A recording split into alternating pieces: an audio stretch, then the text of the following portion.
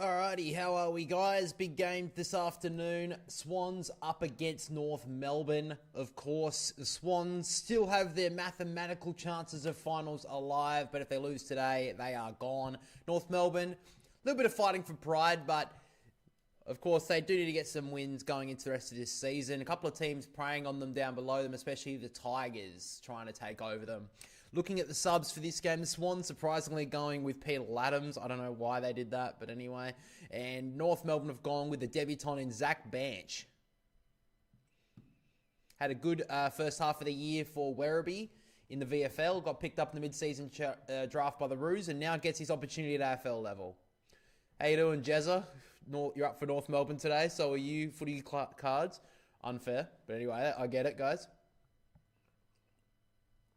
So LDU is back this week for the Kangas. And right into the guts of the midfield. Luke Parker, of course. Second time he's up against the Swans since the move. Played them earlier in the year. First time back at the SCG, though. Chad Warner straight into him at the first bounce, as you would expect. So a bit of pushing and shoving early. Will Dawson heads to Hayden McLean. They're going for a bit of a wrestle in the defensive goal square here at North Melbourne.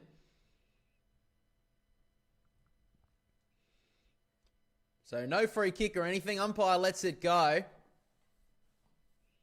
You want a bit of an upset? Fair enough. So here we go to start the Swans v North Melbourne clash. From the tap down, Grundy won it first. Did well there. Powell held the arms up, got the ball out to Parker, who gets the opening clearance. Done a lot of that in red and white colours over the years. Kicks it out wide. The ball bounces towards the boundary line. And it'll be a boundary throw in. So it looks like O'Sullivan's going to be running up with Errol Goulden this afternoon. Very interesting matchup that will be. So from the ruck here, one down by Callum Coleman-Jones. Free kick's been ripped out here. Going to be going North Melbourne's way to the ruckman. No, in fact, it's going to go to Davies Uniacke, who's held up against Rowbottom, it looks like, early. So now Davies Uniacke going to kick it towards the forward pocket. Grundy should have taken the mark there, had two hands on it. Blakey held up and we'll have a stoppage inside the North forward 50.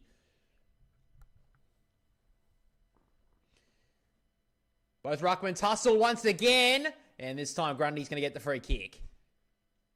Oh, fuck, I've got to turn the timer on. Guys, you got to keep me up on this. So Brodie Grundy works the kick out wide. Up goes Heaney! Good grab. He wanted to wheel, couldn't do so. Has to hold up for the moment. So Isaac Heaney probably hasn't hit the heights that he did last season. Pretty hard to do that. He kicks a high ball up the wing. McLean went, couldn't take the mark. Good give on the up. McInerney couldn't take it cleanly. Sheldrick held up. And a ball up. In fact, it was Hayward who was held.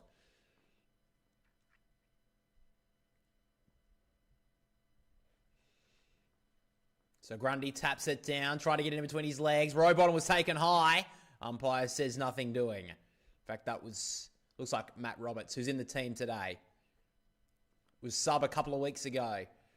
So Grundy again with the tap, looking to take ascendancy early. Heaney gives it off to Mills. Tracking run one and another. Now Wicks quickly onto the boot to ball. Long kick up the wing. Good mark from Warner. So Warner wants to go. Looks around. Realises no one near him. So he just pumps it long. Top of the goal square he goes towards McLean. Good grab. He's been in decent form the last few weeks, Hayden McLean. And that was a really nice mark.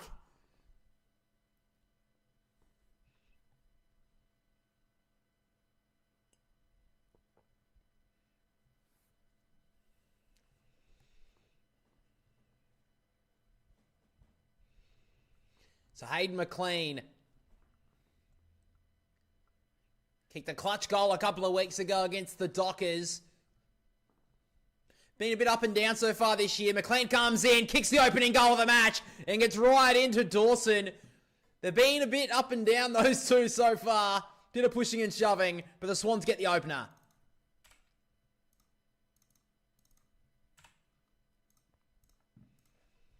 So a good chance. So a good start there for the Sydney Swans.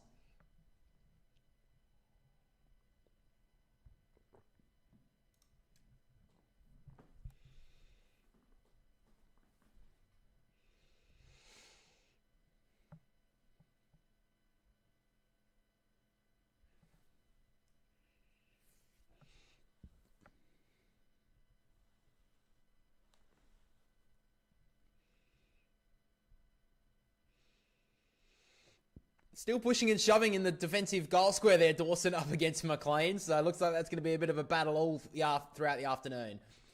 So back in the middle we go. But neither ruckman could get it. Grundy tried to take it out of the air. Coleman Jones slapped it to the ground. Warner on the up. Rowbottom threads through the handball to McInerney. And now they can build up the Swans. Kick towards half forward. Good looking ball. Mark wasn't paid to Jordan. Thought it was a mark. Wasn't rewarded by the umpire. And it trickles out of bounds. So it looks like James Jordan doesn't really have a matchup so far. He's obviously been a massive tagger so far for Sydney this year. Seems to be just lining up forward so far today. Maybe seeing how the game progresses. Grundy with the tap. In and under is Parker, as he always is. And he's given away a free kick. Probably will protest a little, but not too much. Such a star he was for the Sydney Swans, 2012 Premiership player. But Isaac Heaney has the ball now. Very congested up in the forward 50, so it just directs it towards the pocket, and Logue directs that one out of bounds. So Coleman Jones, massive matchup today against probably the most informed player in the comp in Brodie Grundy. Of course, Tristan Cherry out for 3 weeks with that dubious suspension. I didn't think it was there, but still didn't get it reversed to the tribunal. So Grundy takes it out of the ruck, got held in the tackle, got it out. Just a Golden short kick. Was a bit rushed, but it lands in the hands of Isaac Heaney. Didn't mean that one, Brodie. That one there, Goulden. Wasn't as clean as it was last week, Grundy to Goulden, but it worked out okay in the end. So he started well, Isaac Heaney. Had a few early touches. Had a nice float in the marking contest at the back flank early. And now a chance for his opening goal.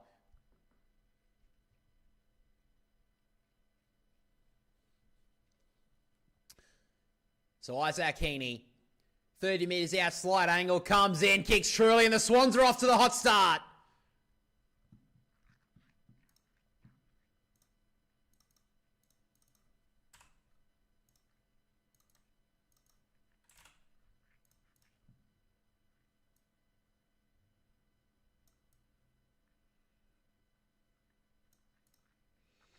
So a good finish there from Heaney, North Melbourne. Just beaten it up a few times here at stoppage. Coleman Jones, such a massive game for him today. First game of the year, I believe, for the Roos. And Goulden didn't get a good connection on that kick, but it works out okay in the end. So Heaney kicks his opening goal.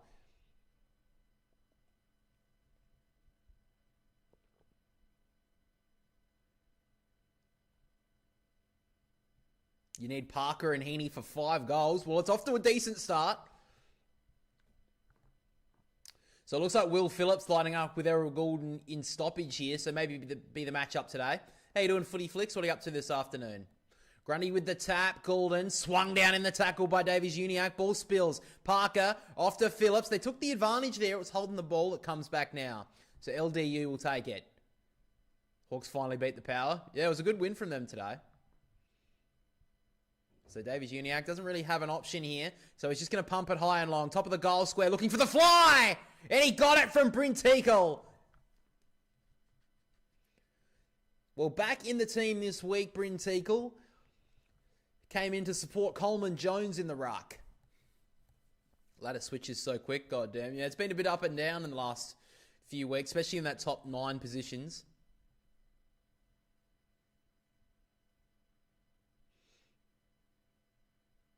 So Teakle, nice clean shaven he looks tonight. And he's kicked truly to kick the opening goal for the Roos just to get a quick response. And he's up and about.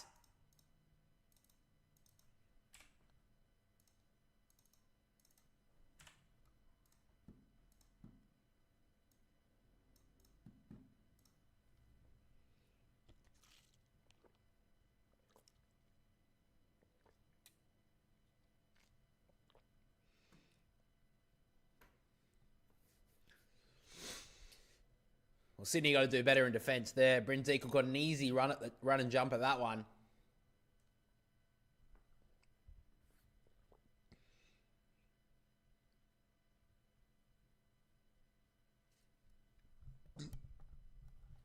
So Teakle now taking his role in the ruck here for the Roos.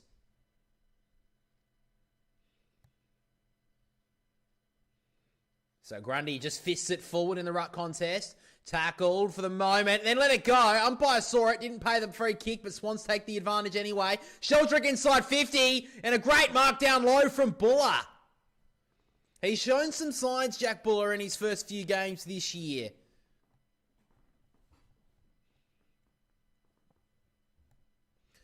Buller kicked a big goal last week from outside 50. Got his team up and about. Top 10. Yeah, it's a lot more entertaining than the bottom 8. Yeah, you're probably right. Had a good game last week against St Kilda. Continues to hold his spot. He's been in the team for the last month or so. A couple of injuries have let him be in the team. From straight in front, 25, 30 metres out, Buller comes in, kicks it pretty well, and the Swans have 3.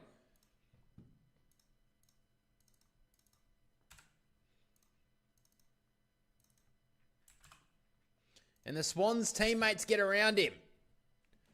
Mainly the top 9. Yeah, well, I don't think Sydney, even if they win it today or whatever, keep their somewhat finals hopes alive, I really can't think the Swans can make it. They're too far away, but, you know, end the season in good form, always a good sign. So should have got a free kick there, Errol Goulden, but wasn't paid, and then Buller, basically, Sheldrick took a little bit of an advantage there, you would imagine, and then got it forward. Nice work.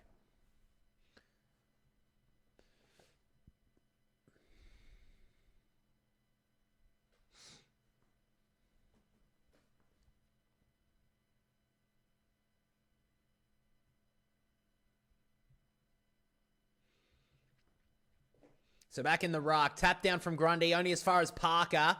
He gets the ball forward here, bit of a tumbler. Blakey sand underneath it, took a great grab. So now Nick Blakey takes the ball off the backside of the centre square, pumps it a good 65 metres towards Goulden, up against McKercher. Lloyd took the footy, let the ball go. Umpire said that was okay, and it runs out of bounds.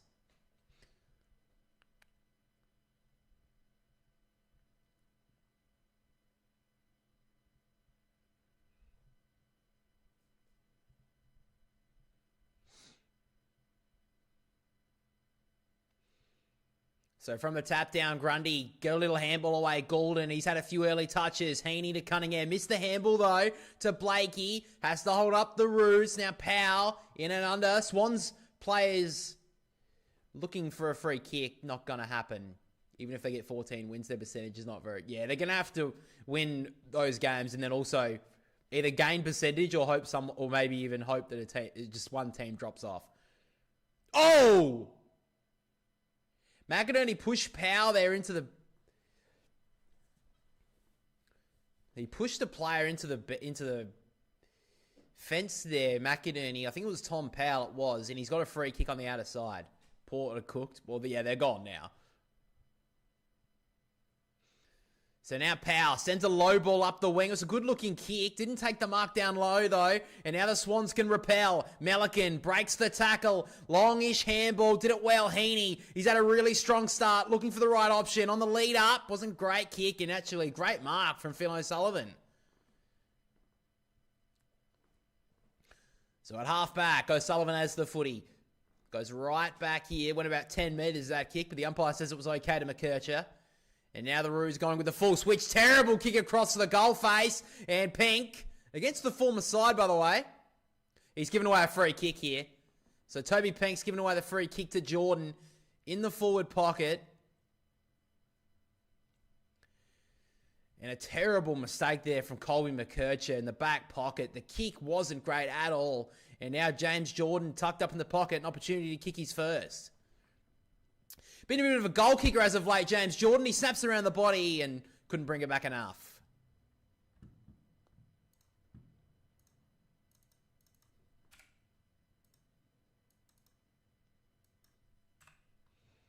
So Simpkin has it at halfback. Just inside the defensive 50 here. He has McKercher in short. Doesn't really know what to do with it here, Simpkins. So now he just goes towards the ladies' pavilion. Great mark down low there from Darling. So the Roos locked up in the defensive half, but it was a good contested mark there from the veteran. But again, they're trying to go with the switch. So he goes back to Logue, and he kicks a short little ball. Oh, just the 15 there to Parker. And now he goes with a Stabbing ball, a nice kick in the end. So the Roos building this up nicely, but still have just broken into their forward half here with that kick. He goes with the handball. They work it up okay. Parker, now Simpkin. Ducks around Warner, gets on the left boot. It's a bit of a tumbler inside the forward 50, but Cunningham takes a good contested grab. And he goes in the middle of the defensive 50 with a kick to Campbell. And now the Swans can go on the open side. It's a great looking ball for Lloyd. Playing a little bit more forward in the last couple of weeks. He wants to drive the ball inside the forward 50 towards Jordan. Pink goes back, couldn't take the ball with him. Ball on the ground in congestion. Jordan on the up to Hayward. Good tackle from Dawson. And ball up here. Just inside the forward 50 here for the Sydney Swans. So inside the forward 50 here for Sydney. He's blocked in the ruck contest there, Hayden McLean. He'll get the free kick. Not great play there from the Roos at all. Of course, McLean was in the ruck contest, and the Roos player just got in his way. McLean, all he did really was just run into the player in front of him just to make the umpire see he's been blocked. This is a long kick here for Hayden McLean. He's a long way out from goal. Doesn't have a lot of shots from outside 50, Hayden McLean. He's a lot more of a 30-metre operator. This is going to have to be a big kick. So now he just actually goes in short to Heaney. Should have taken the mark. Stevens got the handball on the up to Powell. Underground to Sheasel. Gives it back to Phillips. And now he drives it up the wing to a pack. Good mark from Mills. Swans are locking it inside the forward half at the moment. Of course, Dylan Stevens up against the former side as well. He works it towards centre half forward to Hayward. Just inside the centre square here. So he's going to pump it. Long Hayward towards the goal line. It goes almost all the way. Got a lot on that, Will Hayward. Just kicked it to the right-hand side.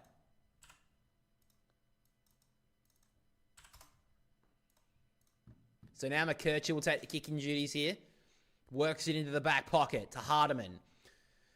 Had a pretty good year, Ryan Hardiman. Drives it long towards Teakle. Got a hands on it. Didn't take the mark, but on the ground he was quick. Got the ball slapped back to him. Handball. Further back here, Powell. Under a lot of pressure. Good tackling from the Sydney Swans. And the ball trickles out of bounds. Right in front of the interchange gates. If the Saints manage to cause an upset against the Suns... cause an upset and the Suns lose to the Crows, then the Hawks will be in the 4. Yeah, it could be. Free kick in the ruck contest again. It's Hayden McLean. A lot of holding early on. Yeah, I can't see the Saints beating the Cats in Geelong, but they've had a pretty good record against Geelong in more recent times. But they've all been at Marvel, those wins. So a short kick from McLean finds Blakey at halfback. On the wing. He goes in very short. Wasn't paid the 15, so gives it back to Blakey. Handballed on. They work it okay, the Swans. Sheldrick, the stiff arm. Then let the ball go. Now McKercher, onto Sheasel, further onto Phillips. They work it okay, the Roos, Constanti, Curtis, they work it nicely. He goes to the kick long, bit wide. Combin, who's playing up forward today, couldn't get there and it runs out of bounds. So they're playing Combin up forward for the lack of Nick Larkey. We'll see how he'll go today. So Constanti, another one who was a former Swan, now a Roo, moves over to the Kangas in the last trade period. So now inside the forward 50 from McKercher, goes long. Combin against Hamling. Ball spills. Teakle was there. Curtis wraps up Melican. And the ball spills through for a behind. Had a chance there, Teakle. Just couldn't grab it cleanly. So 13 points. Pretty entertaining start to this game.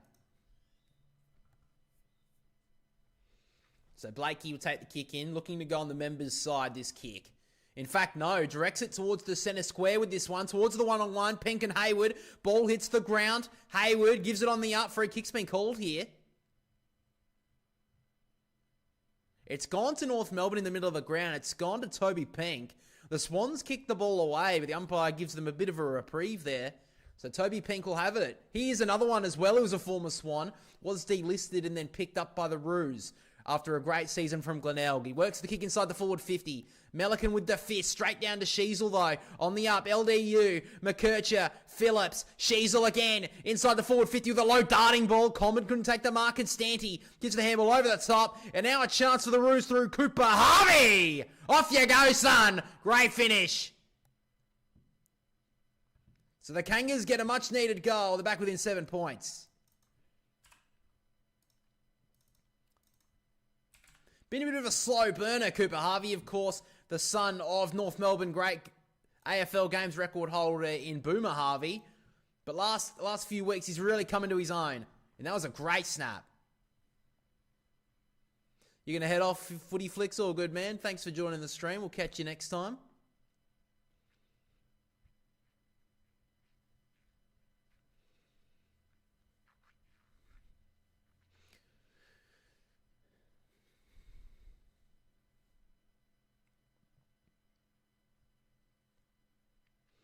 So a 7-point lead to Sydney, but the Roos kick a nice goal. So back in the middle we go.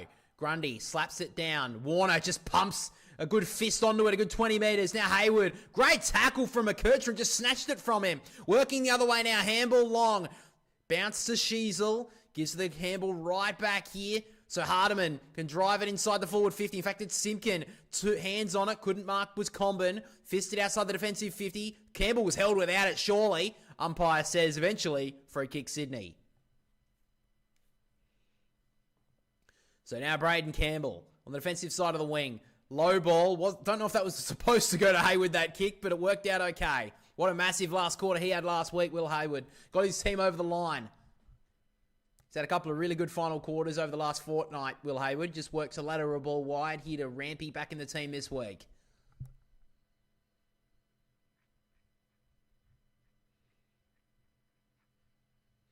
So now Rampy pumps it towards half forward. McLean is there. Ball couldn't win it in the air. Was Coleman Jones. Sheldrick, row bottom. High on Goulden. He was falling to the ground and now he's going to be pinned.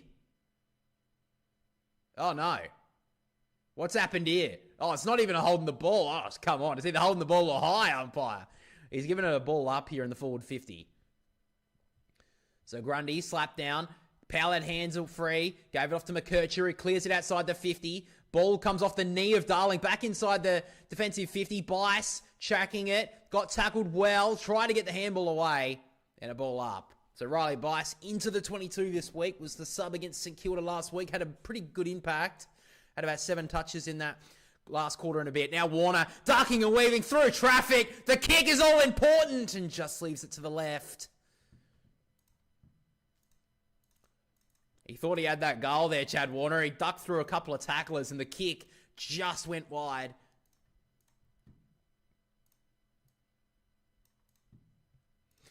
So now North Melbourne with O'Sullivan in the back pocket. Had Daniel, decides to just pump it longer than that down the wing for Comben. Cunningham gets in with support there for Sydney and fists it over the boundary line.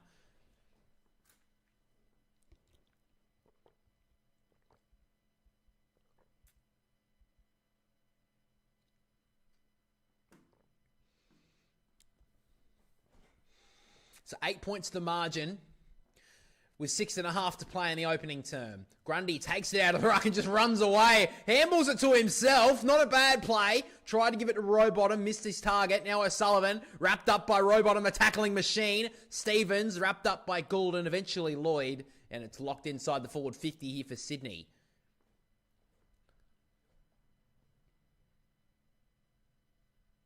Grundy, tap out the back, Goulden. They've been doing this a couple of times over the last few weeks. Kick was in haste. Now Stevens wrapped up by Goulden again. And another ball up.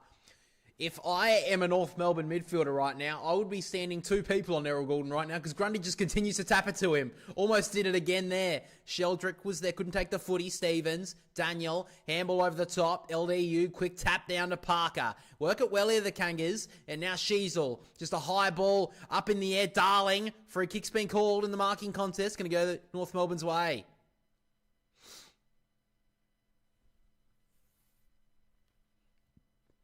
So Zerha will get the free kick for a hold. It's a good start here from North Melbourne. Their pressure is high. They're up for this contest. He works the kick very, very wide here, Zerha. Good mark from Darling. He's been in good form in the marks so far today. Strong hands. Brought him in this year, the Kangas, to try and give some support to Nick Larkey. He's been serviceable. So he goes long with the kick. Was there, Grundy. That's a good grab. Goes to play on Brodie Grundy. Runs off, didn't really have much of a plan. The kick wasn't great, and Roberts just takes it over the boundary line for a throw in. So forward stoppage here for North.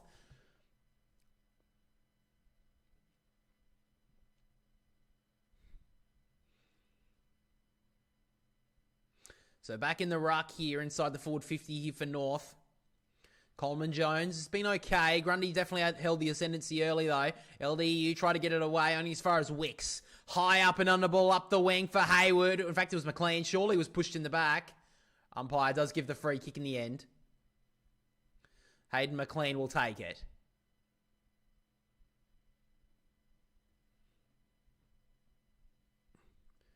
So McLean.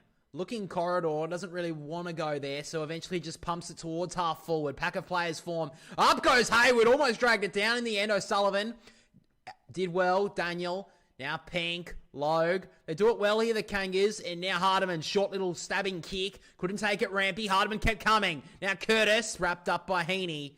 In Mills, in fact, in over the boundary line.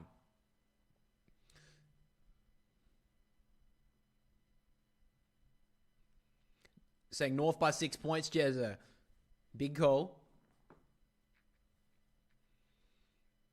So Umpire throws it back into play. Grundy tapped down, missed Sheldrick. Ball runs towards the boundary line and we'll have it up again. So just over 4 minutes to play in the opening term. The Kangas have brought the heat so far. Swans lead it by 8 points. Then Coleman Jones. He's been pretty decent so far. He's going to have to fight the whole 4 quarters today, though. Grundy with the tap. Heaney couldn't take it down low, and eventually he'll be out again. So wouldn't be surprised if the umpire makes a big call in a moment to try and break this up. This is the 3rd consecutive throw in here, right in the same position on the ground. Umpires like to clear this out with a dumb free kick if they can. So Grundy saps it down. Parker couldn't take it cleanly. Now Heaney. Oh, the spin was nice. On the up, Grundy, Mills. And now the Swans can go. McInerney feigned the handball. Realised he had some space. Quick kick forward. Wasn't a great looking kick. Dawson missed it in the air. Pink did well. Gave it up to Simpkin on the left boot. Very wide looking ball. But Curtis takes it on the boundary line. So Paul Curtis needs to have a big day today. He goes with a very direct kick in the corridor. It may work out. Landed like a cat. There was O'Sullivan. Gave it up to Sheasel. But over the top. Missed Curtis. Has to go back and get it. About to get tackled. Didn't get fully tackled then until Sheldrick took him over the boundary line. Got a bit lucky there. And we'll have it back with a throw in. Pretty much in the exact same position it was a minute ago. A little bit further up though for North maybe. So remembering the subs today, it is Peter Adams for the Swans, which is a big surprise. And Zach Banch on debut for the Roos.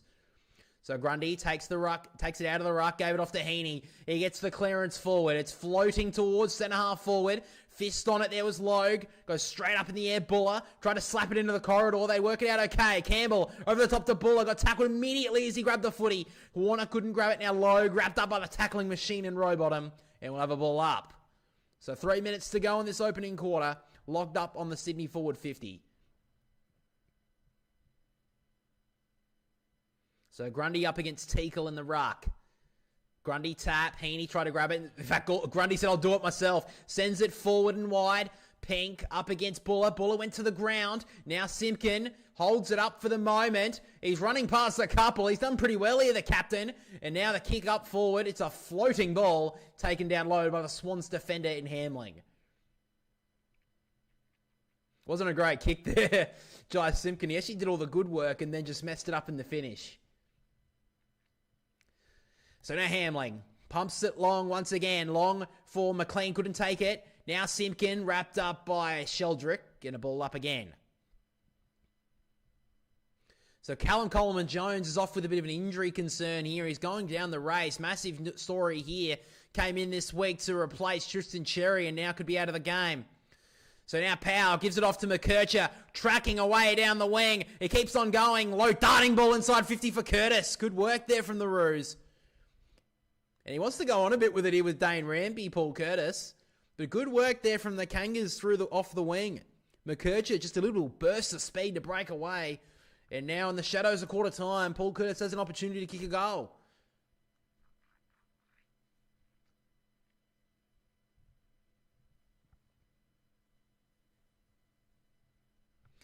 So now Curtis. Usually a pretty reliable set shot kick. He comes in here, he's kicked it wide, and it's always held out to the right-hand side.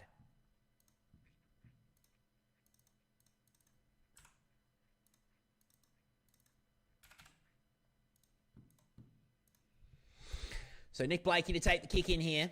Steps out the defensive goal square just to get that nice disposal. Pad the stats. Hamling. Short ball to McInerney. Blakey's tracked down this left side boundary line. And now McInerney. Short ball to Blakey. So there is some real concern around Callum Coleman-Jones here. We'll have to wait to see maybe the quarter time. So Blakey pumps the ball long. Up in the air was Warner. Should get the free kick. Umpire close to it didn't pay it. But the uncontrolling umpire paid the free kick to Warner. Just outside the forward 50. Gives it off to Nick Blakey. He'll pump the ball long. Top of the goal square. Cut the kick. Grundy was there. So was McLean. Neither could mark Parker. Runs away. Pumps it once again. Wide ball. 2-on-2 out there. Melican didn't take the mark. Warner. Good tackle on Comben. Had to hold that tackle. Did it well. Swans wasted an opportunity there. The two talls inside the forward 50 is a 2-on-1. Just had to talk it out there. They just couldn't do so. So it's Grundy in the ruck here against Teakle. Grunt slapped out the back, the handball. Oh, Sheldrick missed his target. Now Zerha got a high one. So free kick here for North. Zerha wants to go. Handball out wide, and now they give it off to LDU. He can drive a low ball inside the forward 50 to the lead up of Charlie Comben. Well, early in his career, played up forward for North. Never really got it right. Then, of course, had the horrific leg injury. Left him out for a good time of footy. Came back and he was the defender that the Roos have always looked for. But today, needs to be a goal kicker.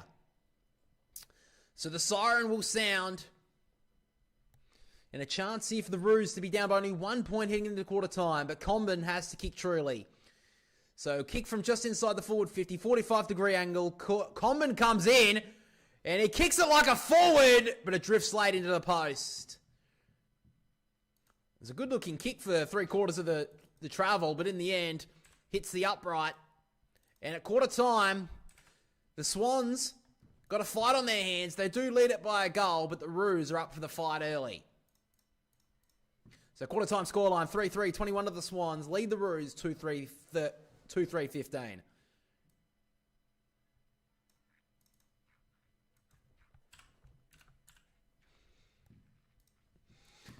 All right.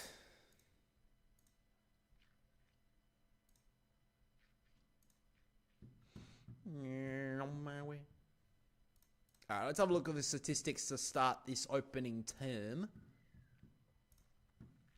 Which one is it? This one. All right, so looking at quarter time, we have Brodie Grundy leading all comers on the ground with the 44 AFL fantasy points. Not really much of a surprise considering he's going up against two ruckmen that haven't really been at AFL level so far this year. In fact, I don't think either of them have played an AFL game. On the disposals, Grundy leads all comers with the 9 as well. Parker against the former side with the 8 along with McKercher. Heaney with 8 had a good start. Sheasel with 7 along with Powell and Blakey. And then on the AFL fantasy front, we continue with Heaney with a 34, Blakey 33, McKercher top for the Roos with a 29, LDU 28, and Hayden McLean pretty decent start as well with a goal and 27. And then single goal kickers here. Sydney have McLean, Heaney, and Buller. Roos have Cooper Harvey and Bryn Teakle. God, what an opening quarter, guys. Of course, if you're on the stream and you're enjoying it, just let me know, because that was very good work from me. I've got to take a whiz before I pee myself. I'll be back in a minute.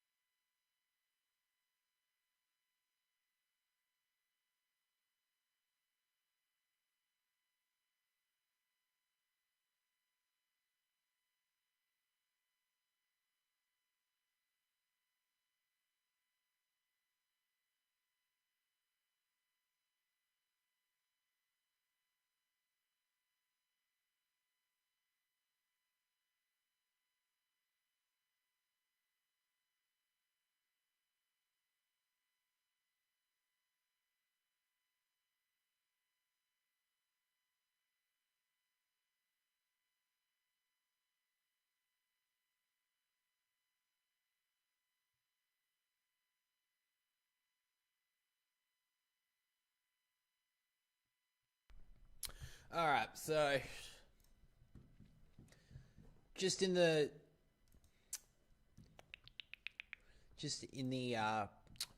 huddles at the moment, getting ready for the second quarter, of course. Roos off to a pretty good start, you'd have to say. And by the way, if you are ever cooking and you are leaving it unattended, don't be like me and leave it for an hour and then let the potatoes burn in the bottom of the fucking pot, you moron, anyway.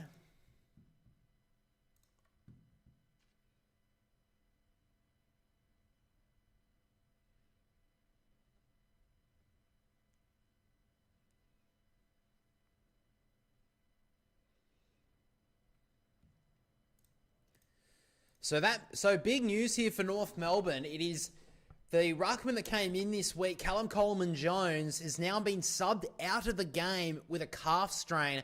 So that means that they will have to run with Bryn Teakle for the entirety of this game, you'd have to imagine. So really sad news there for the North Melbourne ruckman. But it does mean that we get to see the debutant for the first time in Zach Banch get his first run for the Roos.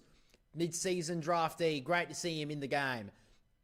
So now in the ruck we go for the second quarter. Ruck and clearance will be won here by the Roos through LDU. He works the kick forward, fisted away. And now they work it through dispute here from Pow. He threw that out. Phillips did well. Standing through the tackle. Did really nicely. Kick towards goal for the Kangas. Goes very wide and slanks that one over the boundary line. There, Constanti. Eyes were directed straight at the goal face, but couldn't get one against the former side there. So it will be a stoppage inside the forward 50, though.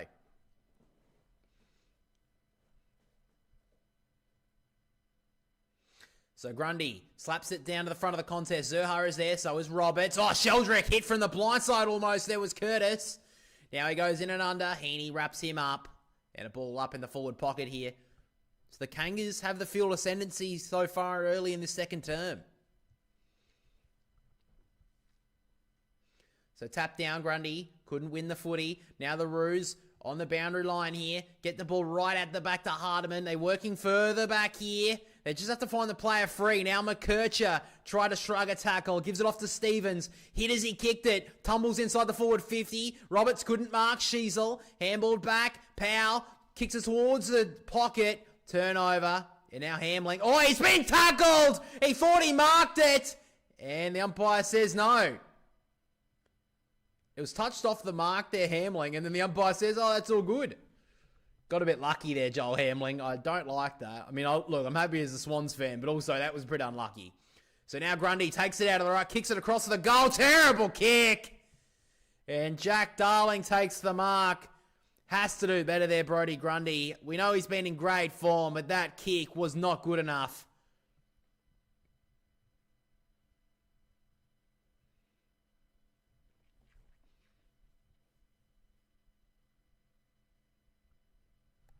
So now Jack Darling.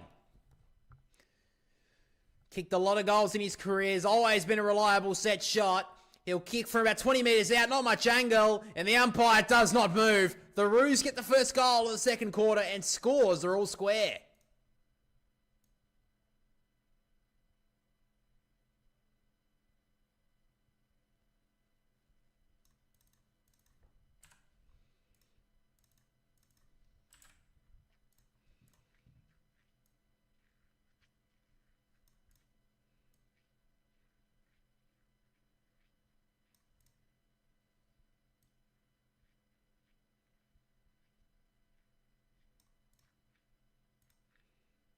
So a good goal there for the Kangas. They kick the opening goal of the second quarter, and right now they're up for this one.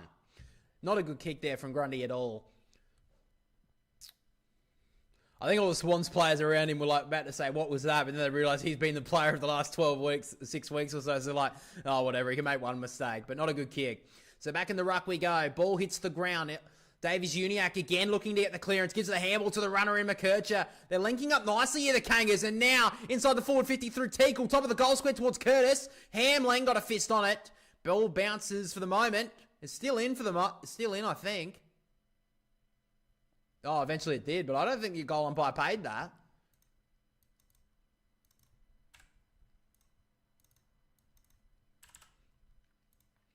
So the Roos take the lead for the first time today.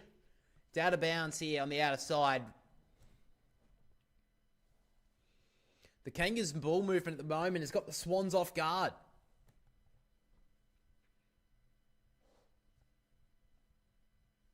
Grundy with the tap. Sheldrick couldn't take it. Teakle tried to slap it to a teammate. Rowbottom got it out. Heaney wrapped up by Phillips. The tackling pressure of the Roos in this opening quarter and a bit has been sensational. So thrown up once again. Grundy tap once, as he's done a lot today. Sheldrick, Roberts wrapped up immediately by Constanti. And another ball up.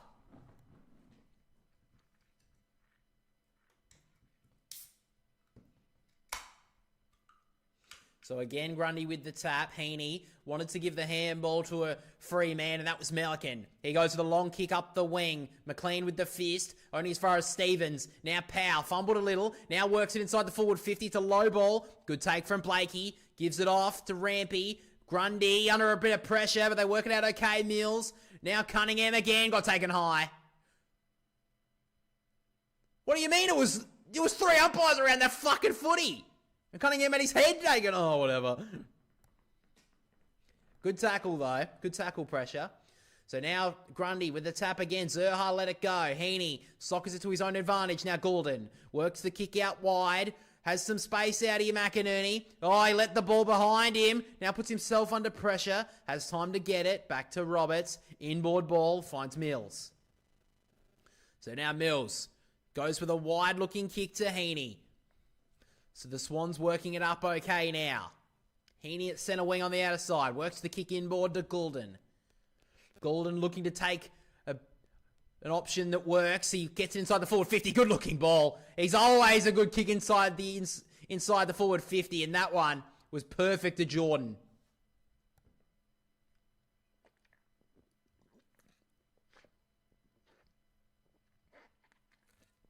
So James Jordan doesn't seem to have a massive tagging role today. May have to do something in the second half if the Roos continue to dominate in the middle. So now Jordan. He'll kick from outside 50. It's a long kick. He'll kick from inside the centre square, in fact. The ball's coming back. He got a good kick, got a good purchase on it, but only a behind. So scores back to all square.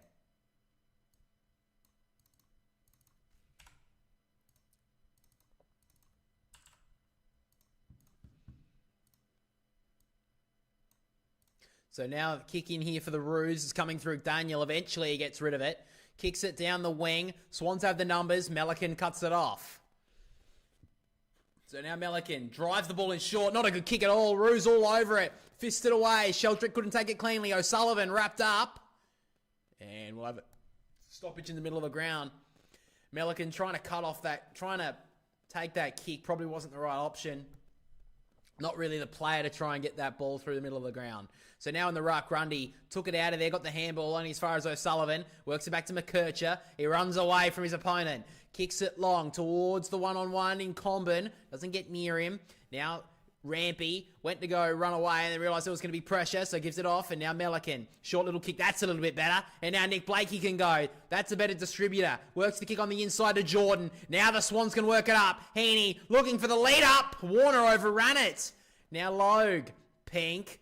Works the handball on the inside to O'Sullivan. And now the Roos can go on the counter. Kick on the inside. Finds Sheasel. And now the Roos can go and try and get one on the counter punch. Stevens works the kick out wide. Looks at his options here. Constanti drills one in short. Curtis wrapped up by Wicks. That's a brilliant tackle. Had to hit that tackle, Sam Wicks, because Curtis was about to wheel onto his left. And that was a perfect crunch arm locking tackle. So tap down. Grundy. McInerney goes in hard with Curtis and a ball up. Oh, McInerney went right into Curtis. Bit of push and shove. There's a bit of feeling in this one.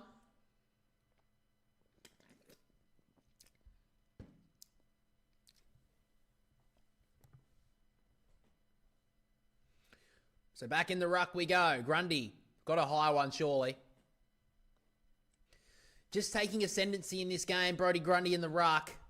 Bryn Teakle. What a first game of the year. You're going to have to come in to face the best ruckman in the comp at the moment. So now Grundy takes a bounce. Quickly got the kick to his... Quick got boot to ball. Now LDU drops a sitter. Now gets it up well. Was Daniel. LDU shrugging a couple of tackles. He's running away, ran a long way. Got the bounce away in the end. Sheasel gives it off. Look away handball. Miss Parker has to go back and track it down. Misses the footy. Great turn from Campbell. And the Swans can go through the guts of the SCG. Sheldrick, Hayward works it out wide with the handball. The Swans can go. Had to hold up for the moment. Goulden realised that was the better option on the right boot inside to McLean. And now Campbell, being a good user inside the forward 50, decides to give it off instead to Blakey. Into the pocket. Great work. And now Isaac Heaney takes the play on, and the Swans are back in front.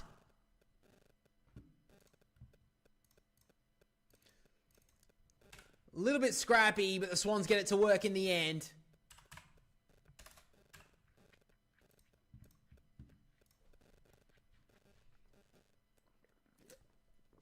Even though he didn't get the goal there, Goulden, what a player to have back for the Swans.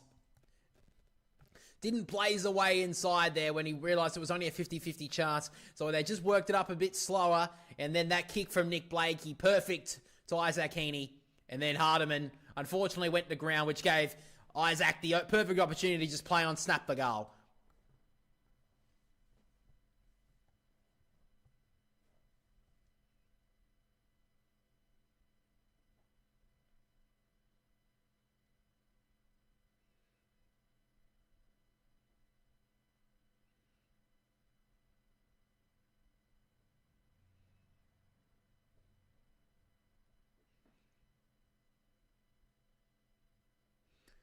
So back in the middle we go. Grundy just continues to dominate in the ruck. McInerney threads through the handball to Heaney, and the Swans will get the clearance inside the forward 50. Oh, he's good. Very good kick from Heaney, and he finds the man in Errol Goulden. So Goulden, he plays on while the man on the mark was talking to the umpire, and Goulden just thumps it from 50. Welcome back to the big time, Errol Goulden. The last 6 weeks since his return have been massive. In the blink of an eye, the Swans have kicked 2.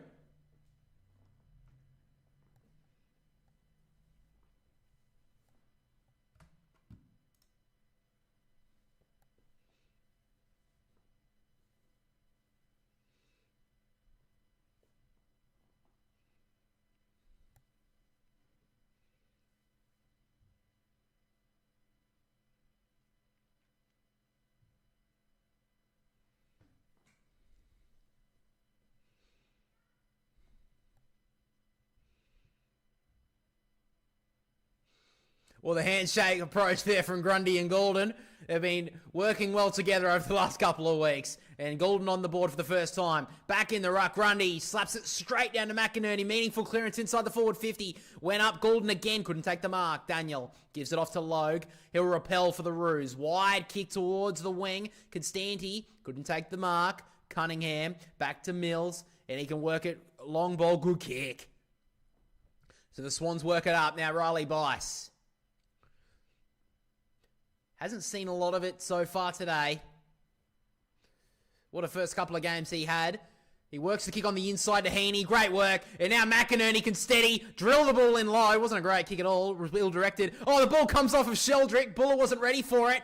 Held up in the defensive goal square is Simpkin, and the ball up.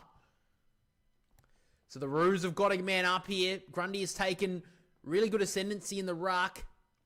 Can he get to work here? Obviously, last week, they got a nice goal from this sort of forward stoppage. A little bit closer to goal this one. Rowbottom couldn't grab it. Teakle couldn't get the kick away. Rowbottom held up in the goal square by Sheasel. And a ball out. Rowbottom knew if that went for one more second, he was going to run to an open goal. So back in the ruck. Grundy tap. McInerney tried to get a boot to ball. Couldn't do so. In and under. LDU. Ball up again.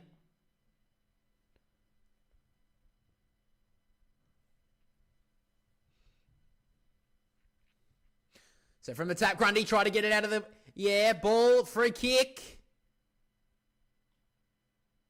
And it's a free kick going to North Melbourne to bring Teakle. It's a bit of a hold there from Grundy. So Teakle gives it off to O'Sullivan.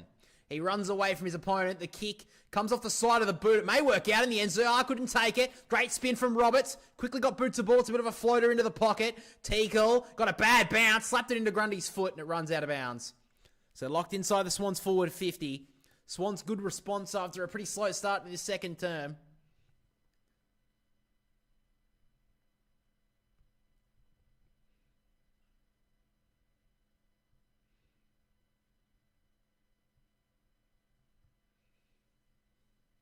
So from the tap, Grundy taps it straight down low, did well. Now Simpkin looking for an option, eventually just kicks it high and long in hope more than anything. Melican tracks it, good little tap down to Blakey, wrapped up by Zerha, he's gone here, has to be. So the Roos will get the free kick. So Cam Zerha will get the free kick, it was a great tackle.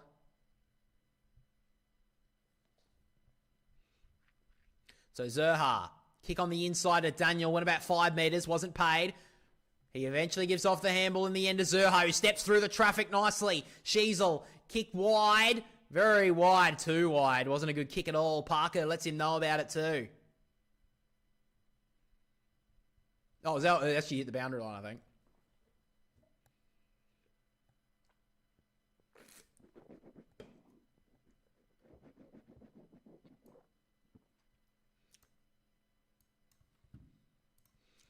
So Darling with the tap. He has to play second fiddle now. Rowbottom just got rid of it. Sheldrick almost taken high. Held up now and just takes it over the boundary line. Oh, he's giving away the free kick, holding the ball. So Darling gets the free kick.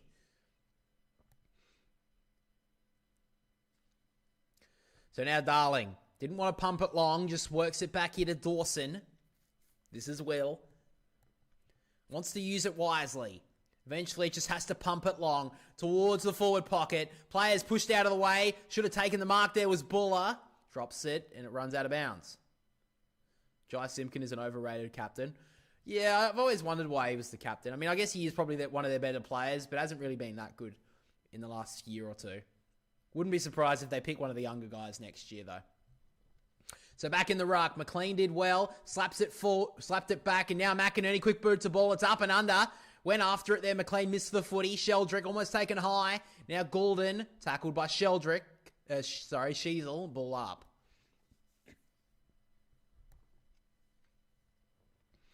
So the Roos took the lead early in the second term. The Swans have kicked the last two. Rowbottom high up and under ball outside the D50. Parker stand underneath it. Didn't take the footy. Now Sheldrick. Handball over the top towards Rowbottom. LDU. Let it go. And then taken over the boundary line there. I think it was Simpkin.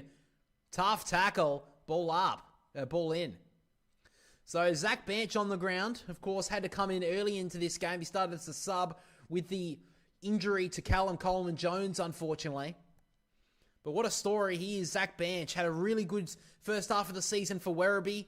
Picked up in the mid-season draft as second pick for the Roos. And now he gets his chance. LDU, handball out. McKercher, quick on to Daniel. They work it well here, the Kangas. Now Simpkin, inside the forward 50. Great looking kick. Stevens slapped it out of his own teammate's hand. Constanti on the up to Sheasel. Well, it works out in the end.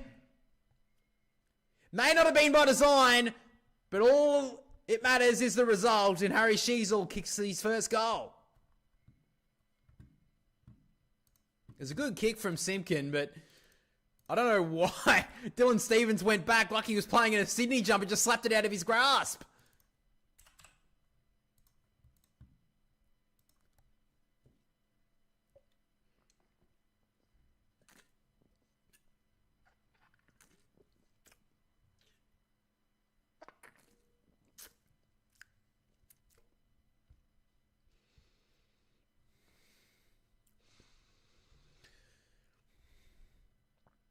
So 9.5 minutes left in this second term. The Roos staying in touch. Their pressure's dropped off for a little bit, but now they're right back.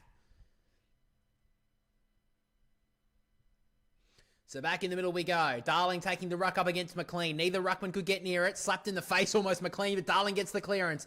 Tumbler inside the forward 50. Combat on the up. Sirhag too hot for him. Mills. Rowbottom. They work it okay, Warner. Back to Rowbottom, and now the Swans can go. Rowbottom kicks towards half forward. Logue at the front spot. Bounced off his chest. Now, taken high. Surely was Jordan. And again, he was taken high. And eventually, they give the free kick. So McKercher gives away the free kick in the end. So James Jordan has it. So he works it now inside the forward 50 towards the 2-on-2. Gets the jump baller. And takes a good mark. Maybe this is the guy who can take the mantra at the Swans forward line. He's already kicked one today. Had a really good game last week against the Saints. And he's showing signs of potential.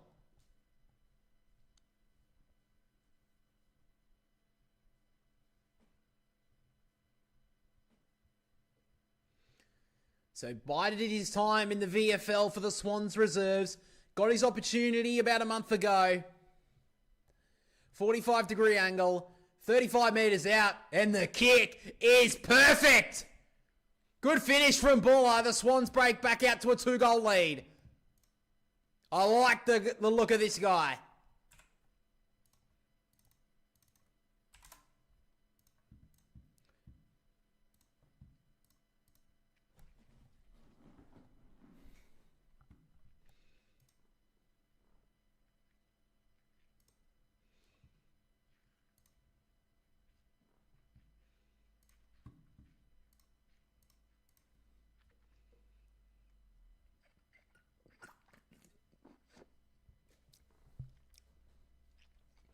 It's a good kick there from Buller. I like the run-up. I like the approach and the celebration. Not too bad either.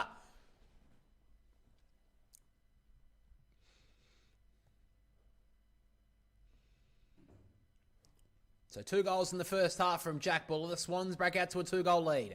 So Teakle took it out of the ruck. Free kick's been called at the stoppage. It's going to be going LDU's way. A lot of holding free kicks going the Kangas' way in the first half. So he works the kick out wide to Simpkin. He's been good in this first half. Didn't want to blaze away, so just works it short to Teakle. And Teakle in short. Phillips, dropped an absolute sitter. Had another drop mark. They've got to fix this up, the Kangas. They're in this game at the moment, but a couple of terrible skill errors. So Grundy surely held at the ruck contest. Oh, Grundy's shocked, and so am I. Teakle gets the free kick for a block. That's ridiculous. It's an absolute ruck lottery, isn't it? So Teakle, he's a long way out. He's setting up for a shot, though. He's going to set it up. Top of the goal square. Flyers go. Rampy missed the footy. Zerha tackled. Ball hits the ground. Rampy held up. Ball, again, goes in dispute, and a ball up top of the goal square here for the Kangas.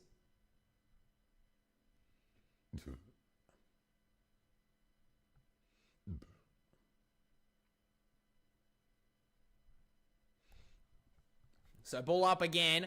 Grundy fists it away. No one could get there. It runs towards the boundary line. We'll get a throw in.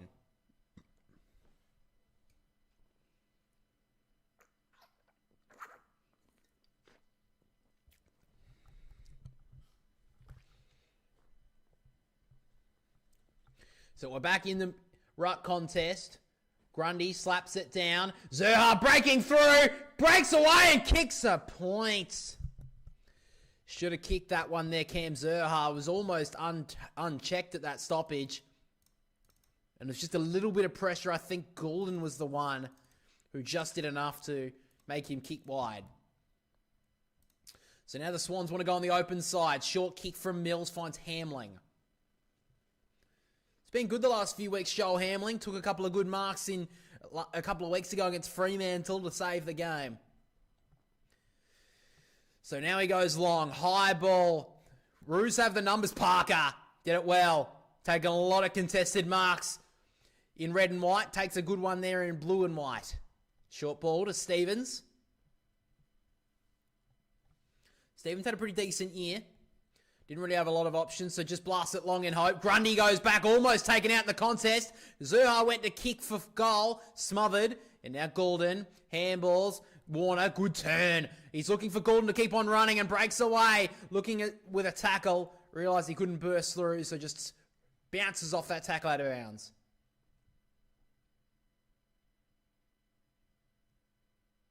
Went up there, Grundy. Almost took the mark. Seeing the ball like a watermelon at the moment, bro. He just couldn't take that one. So back in the ruck. Tap down from Grundy. Free kick called Sydney's way. It's going to go to Brodie Grundy again in the ruck. A lot of ruck free kicks in this first half. Are they there? Well, you'd probably say not. But anyway, Bice in short. To Goulden. Short ball. Finds Blakey. So the Swans want to come on this member's side here. Cunningham. He's got Rampy. Eventually finds him. It's a good kick too. Had to be perfect. So now Sydney have the footy with Rampy right in front of the interchange gates here. And he pumps it long towards the forward 50. Hayward's there. Pink as well. Thumps it into the fifth tier, back into the second tier almost. So 5.5 left in this first half. The Roos are really fighting the fight. Just a couple of mistakes have probably cost them a few goals. So back in the ruck, Grundy with the fist down. Goulden with a bit of a fumble. Phillips almost got Goulden high. Now Simpkin wrapped up, got the ball away. Teagle got slapped in the eye almost. Jordan soccers it off the turf, 20 metres inside the forward 50. Hardiman on the up, LDU. Oh, he went to duck and weave, and he's given away a free. Why? He called a trip, he just slipped on the turf. Have you not watched the game of the SCG this year, umpire? It's shit. So now O'Sullivan. Short ball to Simpkin.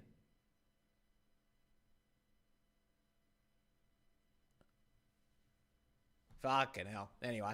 Short ball. Couldn't hit his target there, Teagle. Great pressure there from Hamling. Knocks it out of bounds. So 4.5 left. Ball on the centre wing.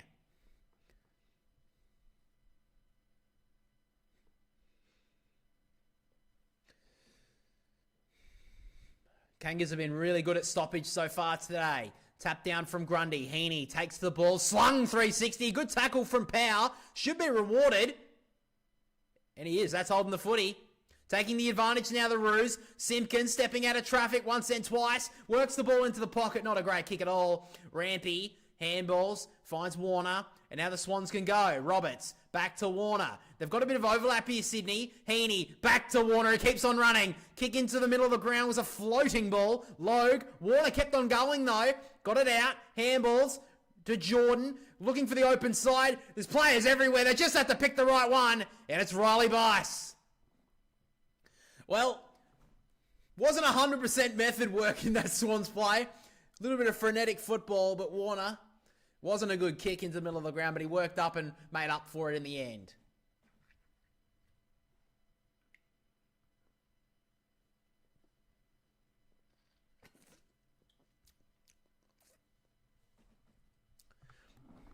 So Riley Bice, his first goal of his career was the winner against the Dockers back in round 3. Hasn't kicked one since.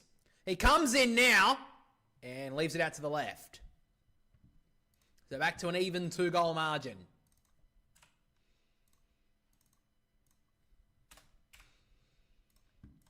So 12 points to the margin. O'Sullivan's had a good first half. Works the kick to Stevens. Longish handball. Great work from Hardiman. Just a breakaway. A little burst of speed out on the wing. Now he pumps a good 70-metre ball towards half forward. Rampy was there. Zerhard got enough on it just to bring it to the ground. And the ball runs out of bounds. So just under 3 minutes to go in this first half.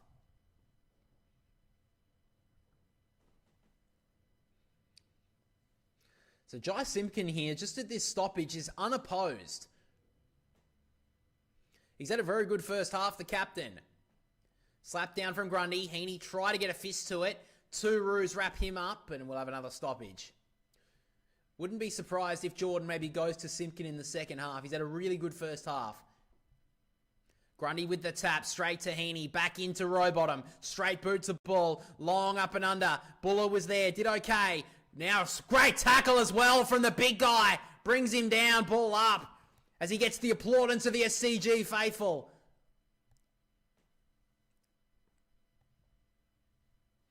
So locked in stoppage just on the forward side of the wing on the outer side here for Sydney. Grundy with the tap, slaps it back. Heaney was held. He'll get the free.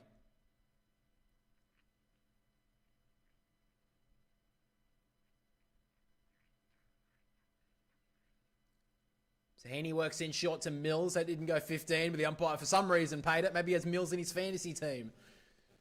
Works the kick out wide. Now Bice goes into the corridor. It's a dangerous ball, but it's worked out okay to Rowbottom. Probably just too far out to score. He's just inside the centre square. He works it into the pocket from McLean, who couldn't take the mark as it runs out of bounds. So 2 minutes left in this first half. Swans lock it inside their forward 50. So Brodie Grundy want to get to work here. Who's going to get on the flyby? So many options here for the Swans. So Grundy tap. Slap down Rowbottom. Almost broke through a teammate as well. LDU did well. Sheasel wrapped up. Dropped it. Should be rewarded. McInerney did well.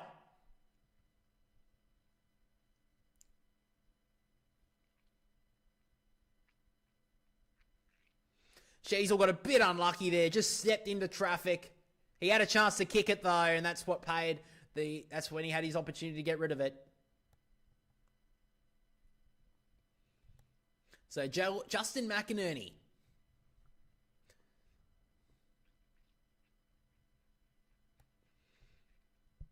Had a lot more responsibility this season, playing a little bit more in the guts. Bit of a barometer for the Sydney Swans as well. He comes in, kicks pretty well. He struggled in goal this year, but that's a good finish. So they break out to an 18-point lead, the Sydney Swans, in the shadows of the halftime siren.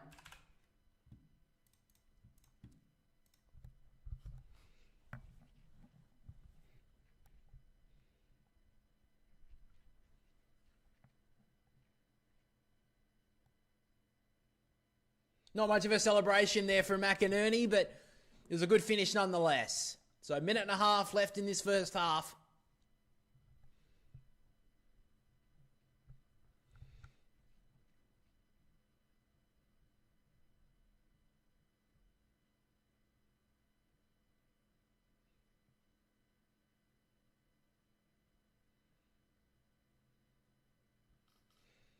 So in the centre bounce now. Teakle and Grundy lock up. Slap down from Teakle. Phillips slammed into the SCG turf, and the umpire is about to pin him. Dragged it in. Heaney will get the free kick. Great first half. So Heaney has the footy.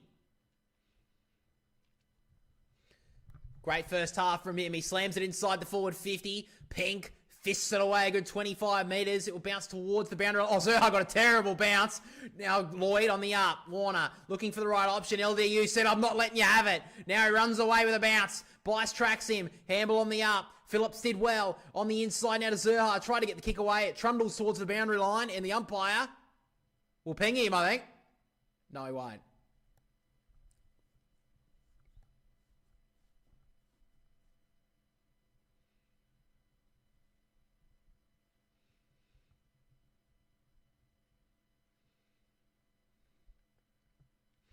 So back in the ruck we go. Teakle with the tap. Did well there. Bice took the contact. Teakle, good tackle as well. Then a ball up. So throws it back up. Grundy got taken high, surely. Umpire didn't pay it. Ball comes off the arm of Dawson. Slap back into congestion. Sullivan did well. Now Phillips. Up and under sort of ball towards half forward. Rampy went for the fist. Missed the footy though. Combin. Great tackle from Hamling. Locked his arms. And a ball up on the 50-metre line here for the Roos. 16 seconds left in the first half. Can the Kangas get something to go here? Grundy was surely held. Umpire said no. Zerha held up. Now Sheldrick clears it outside the area, but it's going to be coming back. So Hardiman has it. 6 seconds left. Teammates tell him to pump it in. That's what he does right now. Players form. Up went Blake. He brought it down. Straight down to Teakle. Free kick. No siren.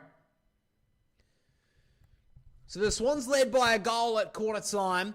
The Roos took the lead early in the second term, but the Swans finished the quarter strongly. And at the main break, the Sydney Swans lead it by 18 points. Sydney 7-5, Roos 4-5, 29 as we head into the second half. So guys, we'll be back in about 20 minutes with the third quarter.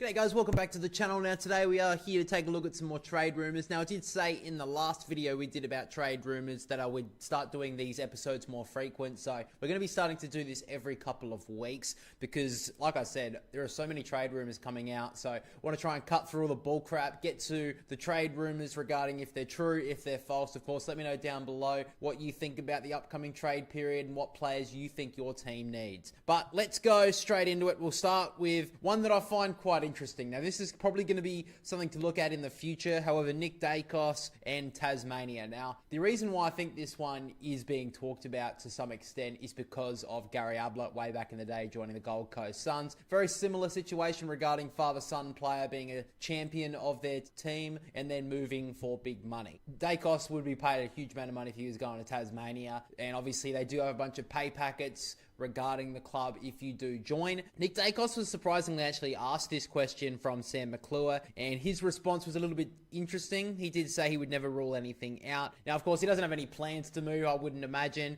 and I would be extremely surprised if Nick Dacos did move from Collingwood because they're such a big club, of course. They're such a recognisable club, and he's probably the most famous AFL footballer. So to leave the club to go to somewhere like Tasmania, I think that would be a bridge too far. But of course, he would be offered a huge amount of money to join the club, probably be their captain as well. So I think it's one to keep in mind in the next couple of years, but I would be extremely surprised if that did eventuate. Now, sticking with the Pies, Brody Myercheck has been offered a new contract to stay at the club, but is likely to park negotiations as interest for experienced key forwards will be seen from other clubs at this stage. Again, this is similar to Nick Dacos in a way that I can't see him leaving. However, I wouldn't be too surprised if a couple of clubs go at him, maybe a North Melbourne, because they do need someone to help Nick Larkey. I don't really know why they picked up Jack Darling, to be honest, but I think that Brody Myercheck will stay put. But if they are wanting to move experienced players on Collingwood this year, maybe Myercheck would be one to move, but I still would highly doubt it. Now, Darcy Cameron has been circulating on rumours for quite a while now. The two teams that keep on poking up are Carlton and West Coast. Now, Cal Toomey has said that he is underpaid and could be paid a lot of money to join a rival club, and at this stage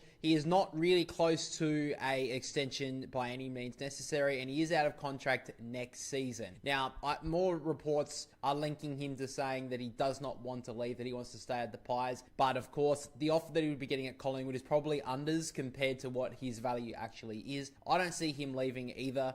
I think that he will stay at the club. If Collingwood are going to lose players, I think in the next couple of years, it's going to be either fringe players or it's going to be very experienced players through retirement, or maybe, we did talk about it last episode regarding Jeremy Howe potentially moving to North Melbourne because he would maybe want to move into a coaching role there. So that's probably another avenue that some experienced players will look at on Collingwood's point of view if they do decide to leave. However, I think Darcy Cameron will be definitely staying. Now, Oscar Allen, of course, is out for the rest of the season now through the injury that occurred about a month or so ago. However, according to Tom Morris, it does seem that the injury that he'd sustained for the West Coast Eagles has changed nothing on the plans for the Brisbane Lions. They believe they can still get the best out of Oscar. So I think Hawthorn dropped away. They don't want to have anything to do with Oscar Allen. So at this stage, I think it's a two-horse race, West Coast or Brisbane. And at the moment, I think he's leaving. I think he's going to be going to the Lions next year. Now, an interesting one that popped up regarding Cal Toomey and St Kilda's captain in Jack Steele.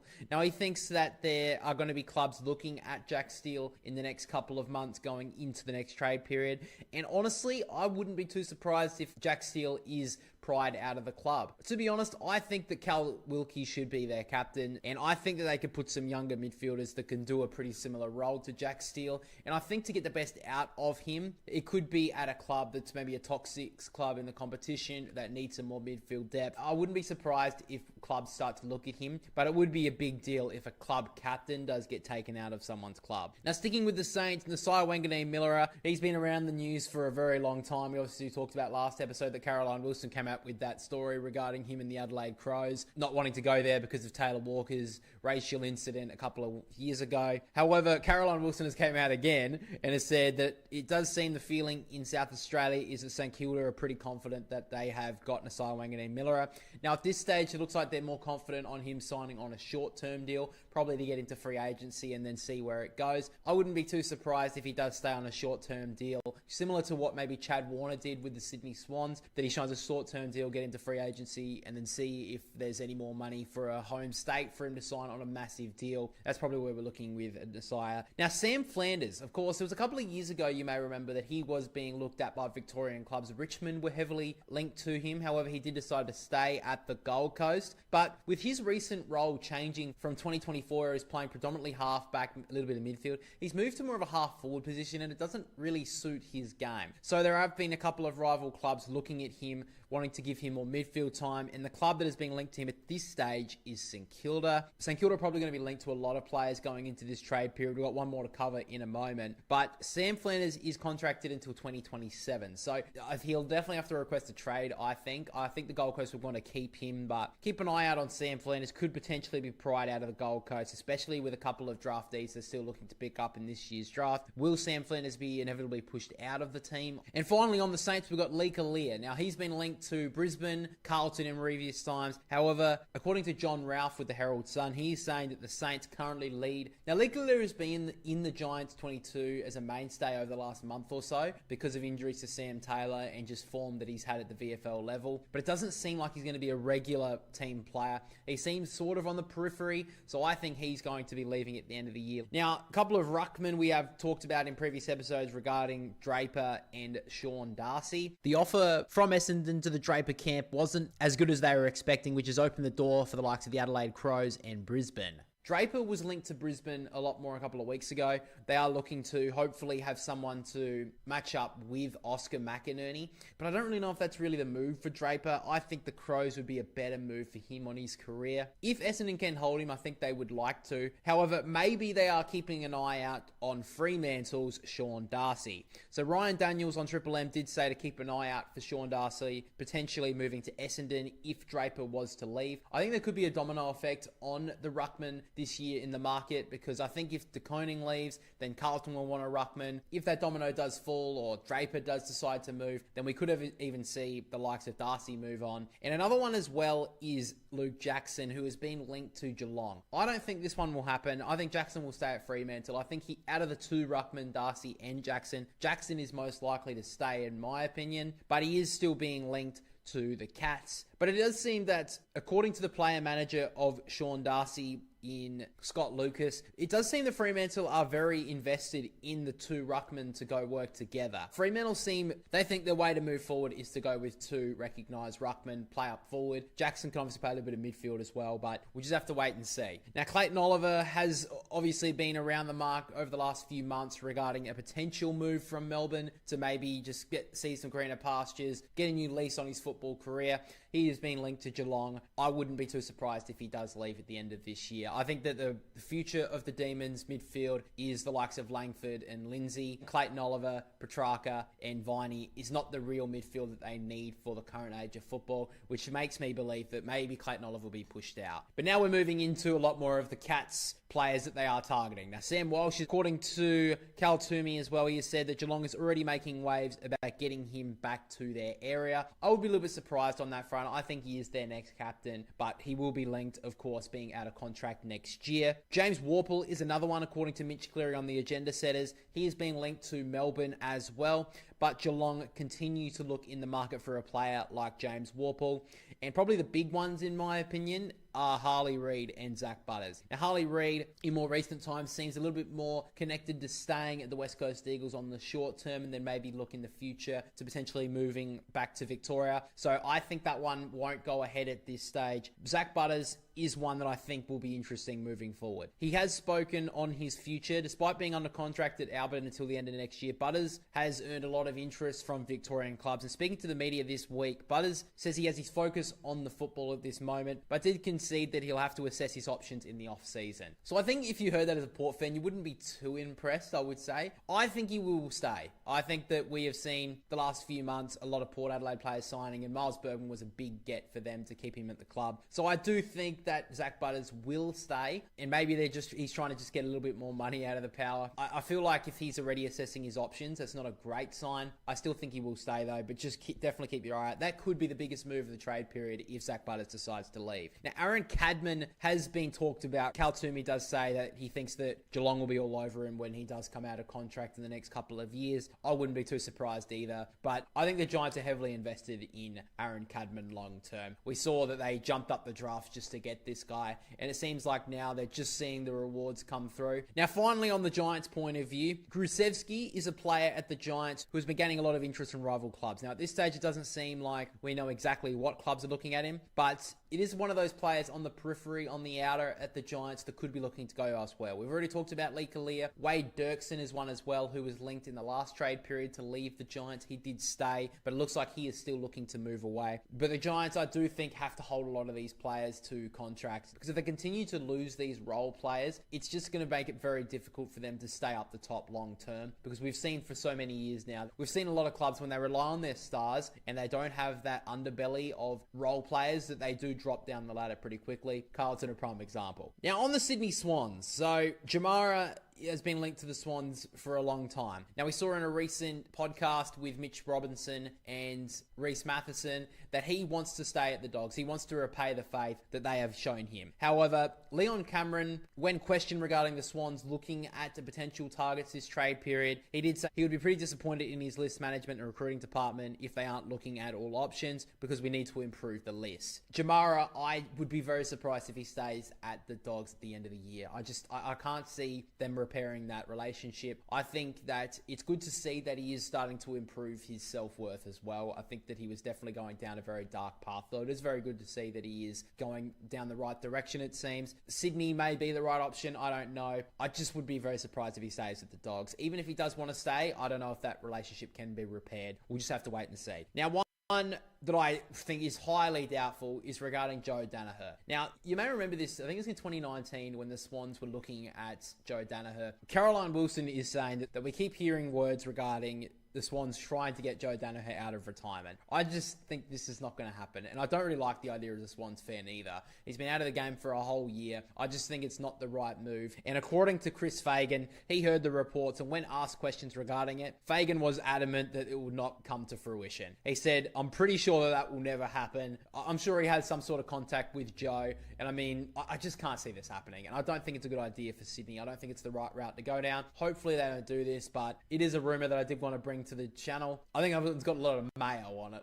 I'll just put it that way. And the last trade rumor I wanted to take a look at is regarding Zane Dersma. This is the younger brother of Xavier Dersma. There is a younger brother in the draft pool this year, but Zane, according to reports from Lee Montagna, is saying that he's not sure whether the club and him are in love with each other at the moment. So who knows if he looks to go elsewhere. He's been a fringe player for North for a few years now since being drafted. He did play on Thursday night in the centenary game for North Melbourne and had a decent performance, but it just doesn't seem that he's getting the best out of North Melbourne. I wouldn't be surprised if he does look to move elsewhere. Maybe a reunion with his brother at Essendon wouldn't be too bad. I think that would be a nice move. It just depends on the price. I feel like he would have to go for a first round draft pick because North Melbourne invested, I think it was a top 10 pick for him. Will clubs want to pay up for a player that hasn't shown a lot at AFL level yet? We just have to wait and see. So finally, this isn't really any trade rumors, but there are 14 players that could be targeted by rival clubs that are sort of on the fringe of their team at the moment. This is according to Fox Footy. So from Hawthorn, we've got Henry Huswaite, Sam Frost, and Jai Sarong. For Essendon, we have Elijah Sardis and Dylan Shield. For the Bulldogs, we have Jed Buslinger and Riley Garcia. For Collingwood, we have Tom Mitchell, of course, the veteran. And then for the Gold Coast, we have quite a few. We have Connor Butterick, Braden Fiorini, Alex Davies, Malcolm Roses, Lloyd Johnston, and Ned Moyle. Now, I wanted to take a little bit of a look at Ned Moyle because I think this guy is being shunned by the AFL at the moment. He is one of the best VFL ruckmen, and he's stuck behind, unfortunately, one of the former captains of the Gold Coast Suns. So it's pretty hard for him to break through. I can't believe there's not many clubs looking at this guy. He would go on the cheap, they could pick him up, and he is a first team starter every week. I think that this guy should be targeted by a lot of teams in the AFL. I think that teams that are looking for a ruckman should be looking at Ned Moyle. But we just have to wait and see. It seems like he's been sort of forgotten about in more recent times, but I think that's the guy you build around through a midfield. I think if Carlton do lose Tom Nakoning, which looks kind of inevitable at this point, that their first target, if they can't get a Darcy Cameron, is Ned Moyle. And I think more clubs should be looking at him. On the other players on the fringe here, I think a lot of them will be looking elsewhere this year. We did see Sam Sam Frost was linked to the Sydney Swans last trade period, decided to stay. Wouldn't be surprised if that's maybe reignited in the next trade period. I think Elijah Sardes is probably the big one there. That is having very good VFL form, but just can't break into a regular spot in the Essendon AFL side. So I'd keep your eye on that one as well. But guys, it's basically all the trade rumours we have over the last couple of weeks. Make sure to let me know down below the trade rumours you believe are true, what you think are absolutely false. Make sure to let me know down in the comment section below. And guys, if you haven't checked out the latest video essay, we talk about the most loved and most hated players in the AFL. You can check that out here right now. G'day guys, welcome back to the channel. Now today we are here to take a look at some more trade rumours. Now I did say in the last video we did about trade rumours that I would start doing these episodes more frequent. So we're going to be starting to do this every couple of weeks because like I said, there are so many trade rumours coming out. So I want to try and cut through all the bull crap, get to the trade rumours regarding if they're true, if they're false. Of course, let me know down below what you think about the upcoming trade period and what players you think your team needs. But let's go straight into it. We'll start with one that I find quite interesting. Now, this is probably going to be something to look at in the future. However, Nick Dacos and Tasmania. Now, the reason why I think this one is being talked about to some extent is because of Gary Ablett way back in the day joining the Gold Coast Suns. Very similar situation regarding father-son player being a champion of their team and then moving for big money. Dacos would be paid a huge amount of money if he was going to Tasmania, and obviously they do have a bunch of pay packets regarding the club if you do join. Nick Dacos was surprisingly actually asked this question from Sam McClure, and his response was a little bit interesting. He did say he would never rule anything out. Now, of course, he doesn't have any plans to move, I wouldn't imagine, and I would be extremely surprised if Nick Dacos did move from Collingwood because they're such a big club, of course. They're such a recognisable club, and he's probably the most famous AFL footballer. So to leave the club to go to somewhere like Tasmania, I think that would be a bridge too far. But of course, he would be offered a huge amount of money to join the club, probably be their captain as well. So I think it's one to keep in mind in the next couple of years, but I would be extremely surprised if that did eventuate. Now, sticking with the Pies, Brody Myercheck has been offered a new contract to stay at the club, but is likely to park negotiations as interest for experienced key forwards will be seen from other clubs at this stage. Again, this is similar to Nick Dacos in a way that I can't see him leaving. However, I wouldn't be too surprised if a couple of clubs go at him, maybe a North Melbourne, because they do need someone to help Nick Larkey. I don't really know why they picked up Jack Darling, to be honest, but I think that Brody Myercheck will stay put. But if they are wanting to move experienced players on Collingwood this year, maybe Myercheck would be one to move, but I still would highly doubt it. Now, Darcy Cameron has been circulating on rumours for quite a while now. The two teams that keep on poking up are Carlton and West Coast. Now, Cal Toomey has said that he is underpaid and could be paid a lot of money to join a rival club. And at this stage, he is not really close to a extension by any means necessary, and he is out of contract next season. Now,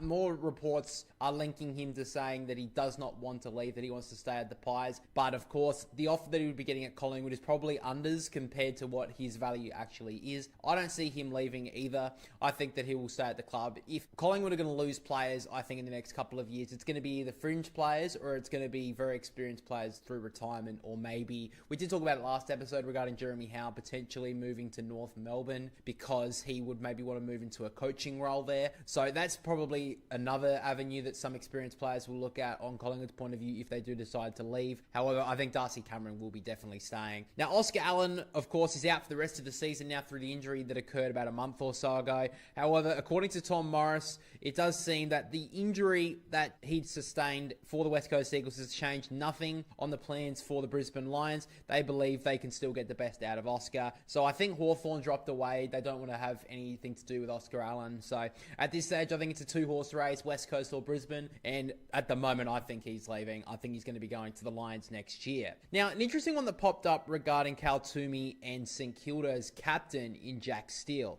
Now, he thinks that... All right, guys, we're back here with the second half, and Sydney did kick away with a few late goals, but the Roos are definitely up for the fight this afternoon, so we'll see how they can go in this second half.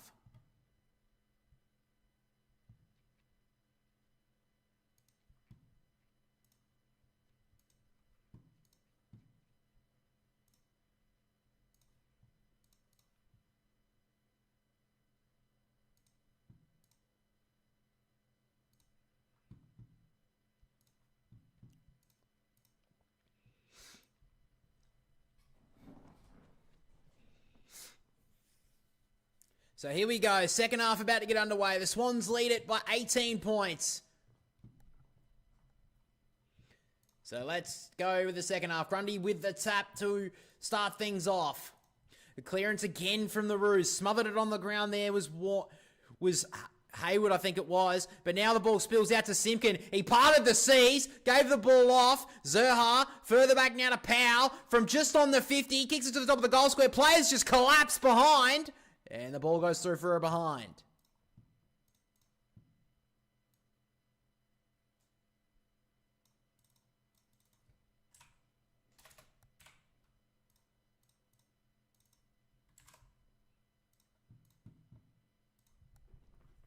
So Blakey will take the kick in here for the Swans. Just straight through the guts of the SCG. Up comes McLean. That was a good grab in the hands. He wheels now and goes. Thumps it inside the forward 50. Leading back was McInerney, but a good mark from Logue.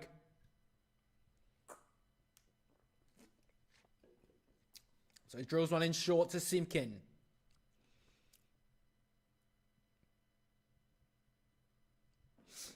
So Simpkin has it. Just goes right back here and finds Dawson. Want to go with a bit of a switch here, the Roos. Long kick, good mark up in front there was O'Sullivan. He works it now, trying to go through the corridor with LDU. Didn't look forward though here, Davies Uniacke. Eventually does. Stabs the kick in short to Daniel. And he gives off the handball to Davies Uniacke, who kept on running. He drives it towards the 50, one-on-one. Curtis was there, Wicks did well. Ball runs out of bounds.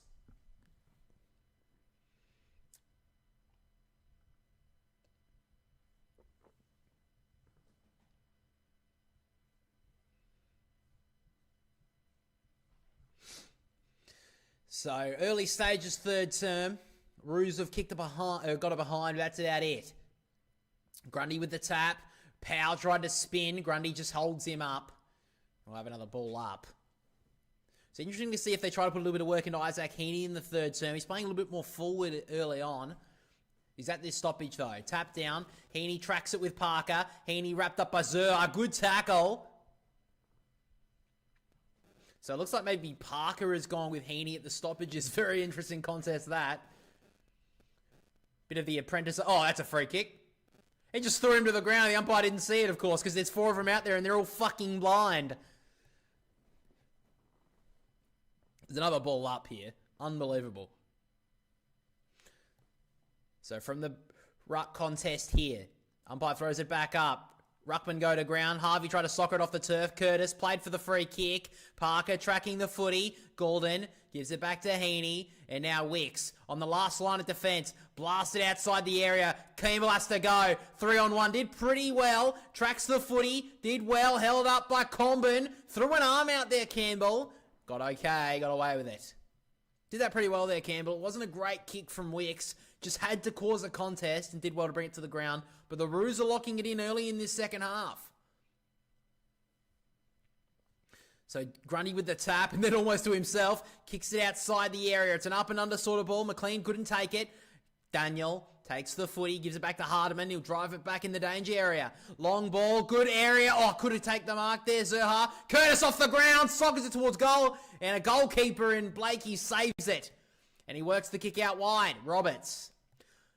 Just a little short kick to find Mills. So now the captain at half back, he just holds up for the moment. Looking into the corridor, Warner just looked in front of him as he took that mark to realise if he could keep on playing on, and he did. Golden off to Warner, breaks away from O'Sullivan. Short little kick on the 50, finds McLean. And now Heaney breaking into acres of space inside the forward 50, and it takes a one-hander. Good grab from Isaac Heaney, just plucked it out of the air. And a chance here for the first goal of the second half for the Swans.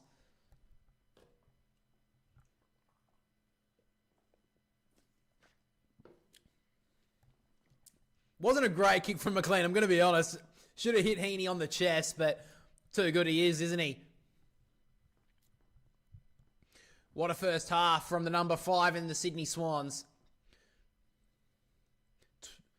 So a chance here for his 21st touch. Had 19 in the first half. He comes in. Oh, with all that build-up, blasted out to the right.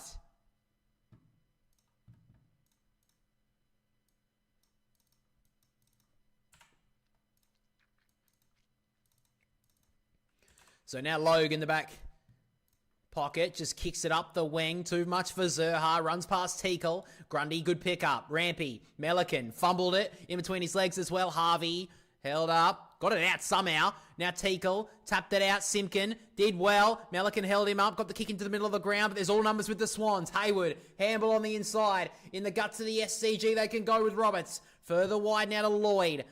He's got a kick over the top. He just in short to Campbell. Didn't have to break stride. He gives it off to Blakey. Who does he want? He drills it into the forward pocket and cut off by LDU. Didn't take the mark though. But it runs out of bounds.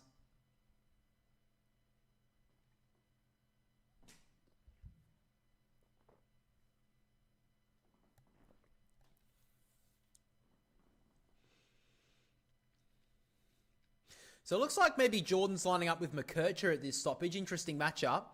Don't know if it's just for this matchup, or I'll just have to wait and see. Grundy with the tap. Powell read it well. Hardiman gives it off to Davis Uniacke. Works the kick out wide. Mills sees it. Cunningham as well. Running after it was Harvey. Couldn't take it. Now Mills gives it off to Hayward. He works the kick out wide. And he finds Lloyd.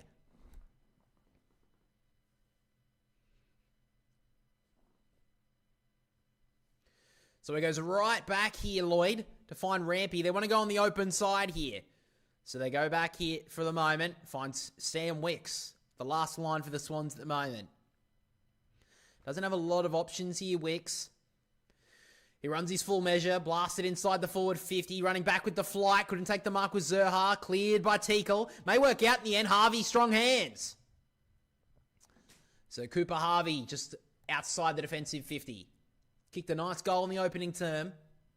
Just works the kick in short to Simpkin. That didn't go 15, but anyway.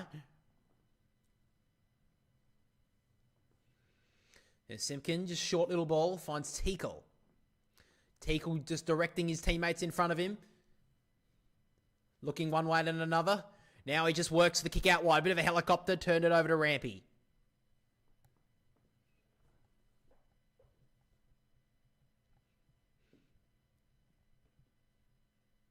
So now Cal Mills. Swans just working this up surely but slowly here. Now Cunningham gives the handball. And now Mills wants to go. A bit of run and gun play here for the Sydney Swans. Warner ran one way. Realised that wasn't the option. So Burns off Powell. Looking for the handball. Weird option to Goulden. Smacked away from here. Mills. Oh, he's hit hard there, Cal Mills. Ball spills now to Curtis. Held up for the moment. Now Bice. Ball up. Weird handball from Chad Warner. Just put Goulden under all sorts of pressure.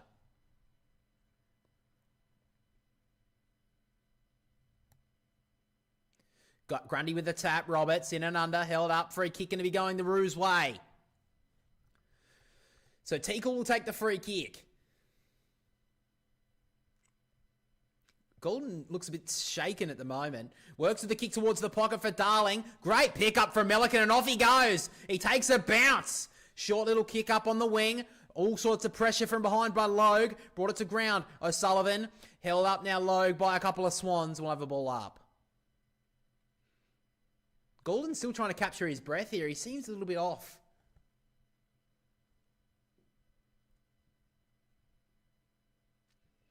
So it looks like maybe the Swans are going after Colby McKercher in the second half. He's run with him here, Jordan. Kick inside the forward 50 from Constanti. Swans couldn't take the mark. Wicks got the handball away. Bice. Oh, that little handball was nice. The quick Wick handball gives it off. McInerney gets it out wide to Goulden. Seems all good now. So Goulden on centre wing. Works the kick short to Wicks. He works it in short. He's calling a couple of teammates to run. One of them is Goulden. He says, I'll keep on going. Kicks it long towards the pocket for McLean. Good spoil from Logue. Hit it to the safety of the boundary. So no goals so far in this second half. Both teams have one behind to their name.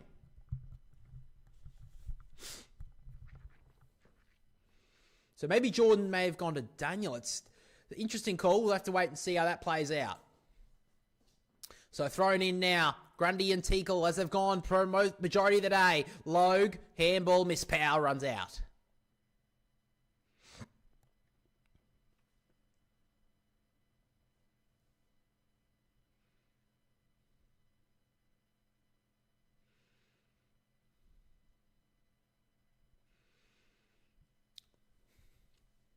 So back in the ruck here, inside the forward 50 for the Swans. Grundy brings it down. Warner couldn't get in between his legs. Slaps it out for space. Warner socketed off the turf. Back inside. Goulden. Handballed. Miss Jordan. Now Daniel. Running backwards. He has to find a handball option, and he worked it well. They work it through hands. And now Sheasel kicks a high ball. Looking for Banch is the man. And a free kick behind the play there was against Harvey. So it's going to go to Blakey up the field, which is like a 2-metre play, but anyway. So Nick Blakey has it. He's looking a little bit more central. I think he'll just drive it as far along as he can. So Nick Blakey works it towards the pocket. Grundy goes up, fisted down, straight to the dangerous spot of Hayward. The ball goes high. It'll go towards the line. Marked on the line, I think, in the end by Hardiman. That was a good grab. Had to take it because Campbell was right on his hammer. He did it well. So Hardiman works the kick out wide. Daniel.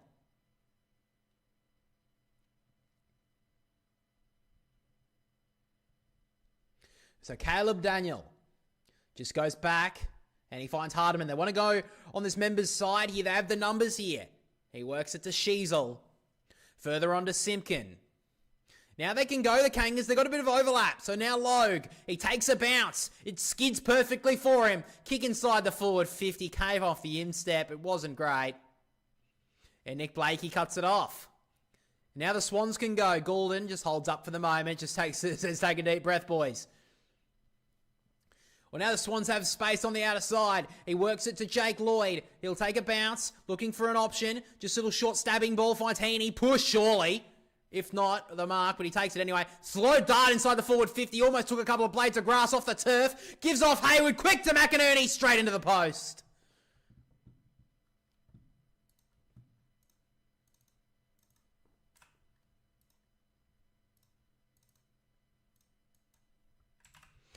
So it's 19 points for margin. So McKercher in short to Sheasel. Short little ball on the instep was okay. Now Banch. So first touch for the young man. Probably 50 there against McLean, definitely. Ran straight through the protected zone. So Banch is going to come pretty close to the 50 here. Too far out to score, though. So played in the Werribee Premiership team last year. He works the kick inside 50. Heaney did well to spoil it away from Simpkin. Looked almost perfect, that kick. But the Swans read it well. And now they're away on the outer side. They can work it through numbers. Lloyd gives it back to Blakey. The kick on the inside wasn't great. And Powell cuts it off. They got numbers here, the Roos. Can they get a quick reply? Banch gives it straight off to Parker. Works the kick out wide. Sheasel. So now Sheasel working the perimeter of the 50 now to Teakle. Looking at a couple of options. He decides to just blast it long to the top of the goal square. Grundy couldn't mark. Simpkin read it like a book. And the Roos get a much needed goal.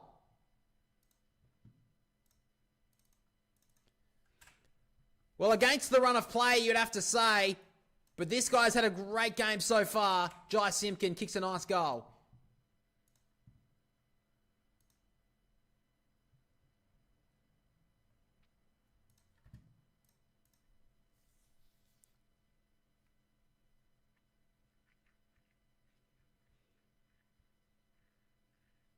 Don't know if that was the right kick from Teakle, if I'm being honest, but it worked out in the end.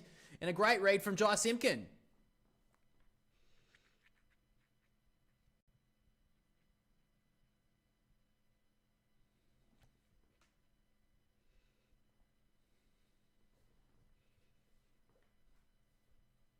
So back to 13 points. It's actually the first goal of the second half. Took a long time to get it. But now the Roos have it. Maybe they can use that to spur some momentum.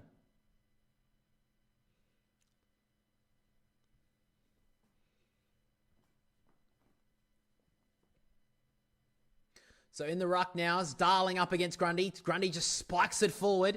Hayward tackled immediately by Daniel. And a ball up. Did well there, Daniel.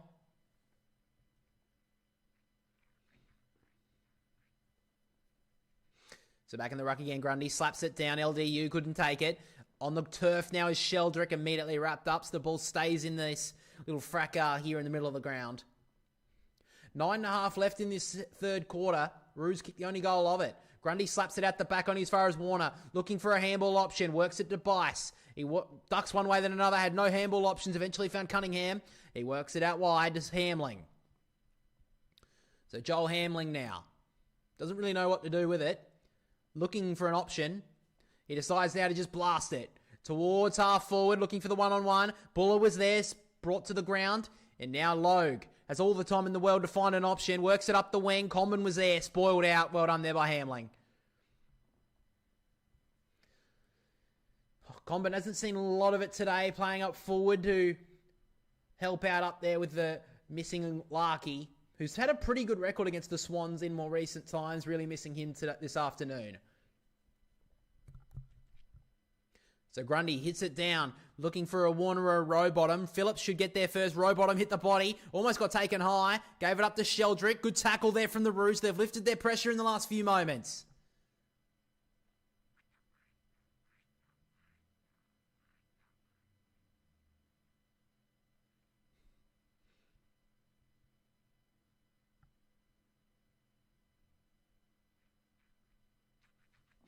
So a little bit dewy now at the SCG with the cold conditions. Grundy slaps it down. Warner couldn't grab that clean hit. But now the Roos can break away. LDU, now Phillips over the top to Simpkin. Tried to turn, wasn't getting out of the Jordan tackle. Did well there, James Jordan.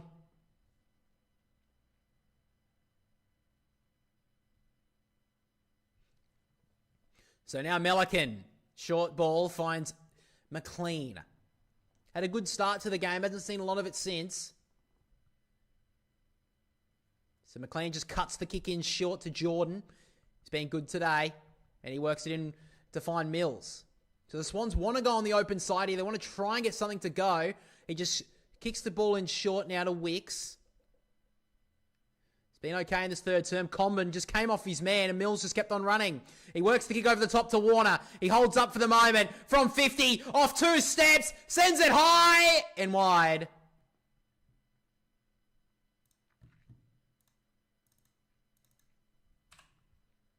Missed a couple of opportunities in this third term, the Sydney Swans.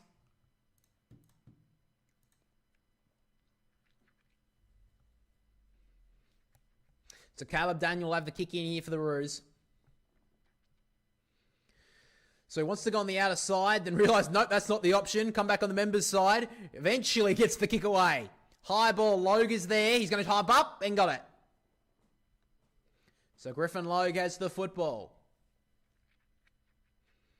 Short ball to Daniel. That went about 5 metres, that kick. Eventually gave the handball to Hardiman.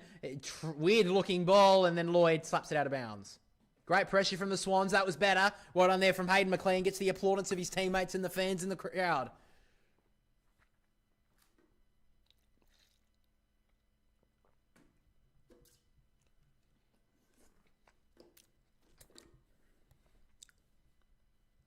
So now in the ruck we go. McLean with the tap. Rowbottom. Try to get it out to Warner. He did well. Went for a handball and realised just send it inside the forward 50. And out the back. Almost took the mark there, Hayward. He's been well held today. Got the handball away, Daniel. Logue slapped it away from his own teammate in the end. Hayward. Snapping ball. Top of the goal square. Buller's the man. Couldn't take the mark though. Daniel in and under. Campbell. Handball towards Sheldrick.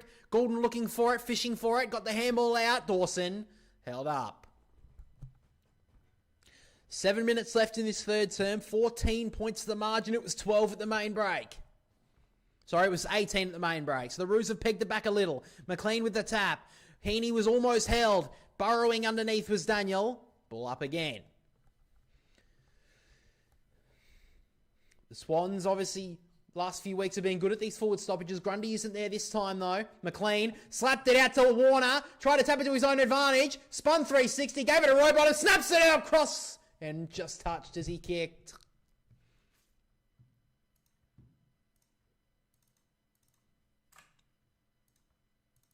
Got a bit lucky there, the Roos, because Warner was out on his own on that stoppage. The tap just had a little bit too much float on it. So Daniel goes into the back pocket for Hardiman.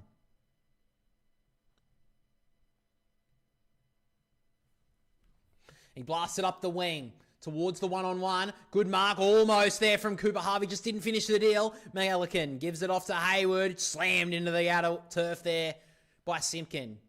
And a ball in. Only seen one goal in this third term. Went the Kangas' way.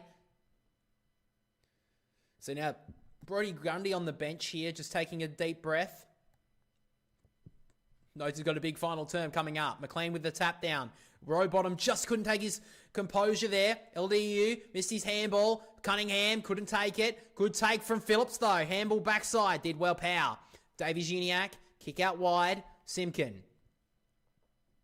So the Roos just taking a bit of a slow approach here inside to O'Sullivan. So at half back. Short ball to Daniel. Just enough for him. He works the kill on the inside. So they're just trying to work this up slowly here, the Kangas. Davies-Uniacke again. Gives it off to Daniel, who kept on running. Trying to track him was Buller. Got rid of it just in time for Powell. He blasts it towards the pocket. Going back was Comben. Good spoil from Melican. Hit it to safety.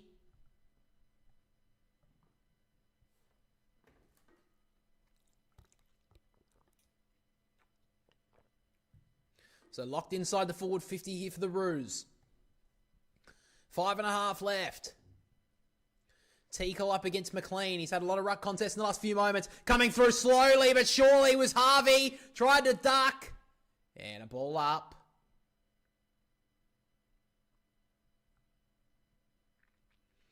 Perfect rove here from Harvey. Just couldn't get away from it. Tap down. Heaney was there. Couldn't take the footy. Burrowing in and under there is the Kangas player in Banch. Slid out. Only as far as Heaney. Now Roberts, quick boot to ball. Run towards the boundary line. Just took a little back step that bounce. And then Goulden escorts it over the boundary line. So right in front of the Kangas cheer squad here. At the SCG. Luke Parker comes onto the big screen here at the SCG. And a big round of applause. Good to see. So who's going to go now? Ball hit the ground. Cunningham got taken high by Teakle. Umpire says play on, in fact. Phillips back to Simpkin from 50. Top of the goal square. Comben fights for it. Hamling did well. And eventually goes over. Did well there, Comben, but just couldn't get the ball in the air.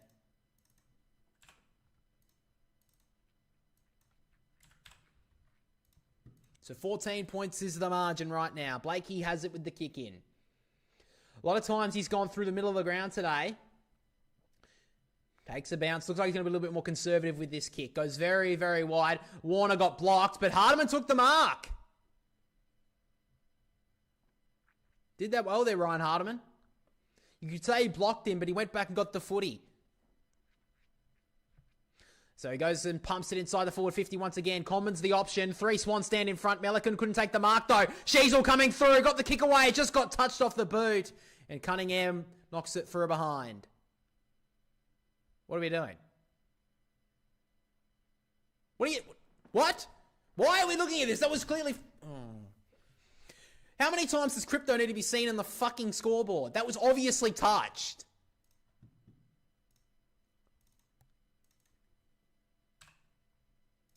Almost broke his fingers, he touched it that much there, the Swans defender.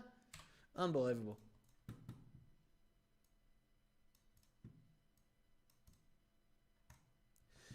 So back to 13 points. That was ridiculous. That was obviously touched. I don't even think the goal umpire saw it, so I think that's why he called for it. I don't know how he didn't see that. So 4.5 left. So now Nick Blakey. Again wants to go on this member's side wing. Short little kick was good to Warner. Takes the mark.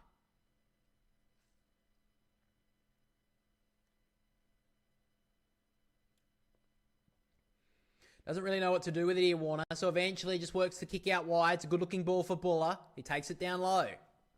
Been good today, Jack Buller.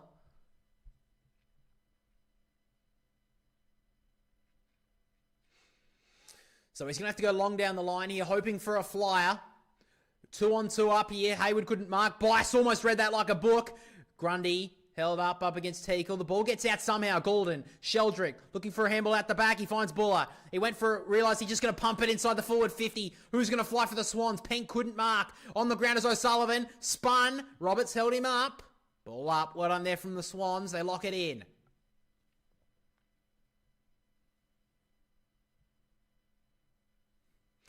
So who's going to get on the move here? Brodie Grundy's back in the ruck now. Tap down. Goulden just couldn't take it cleanly. Stevens with the spin. Missed his handball option. Sheldrick, good pick up. Warner back to Sheldrick. Has to get onto his right boot this time. Trundling up in the air and out underneath it. Jack Buller again.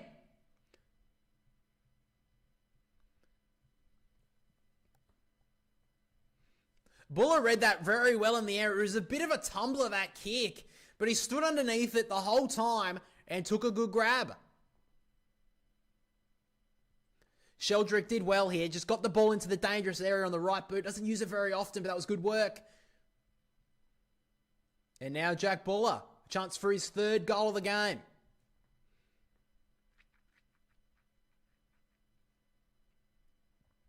So Buller comes in with his slow approach. Oh! That almost missed his boot. So out on the full that kick goes. Swans still yet to register a goal in this third term. So now Daniel just works it across the goal to the other back pocket, McKercher. And he's given away 50 here, Campbell.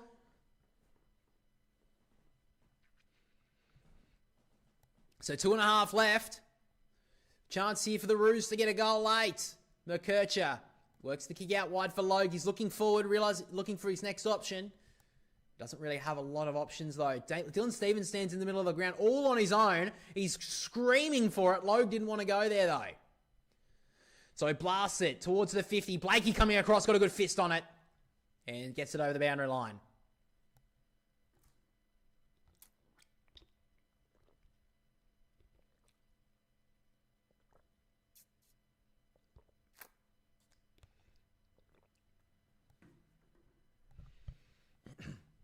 Back in the ruck. Grundy slaps it.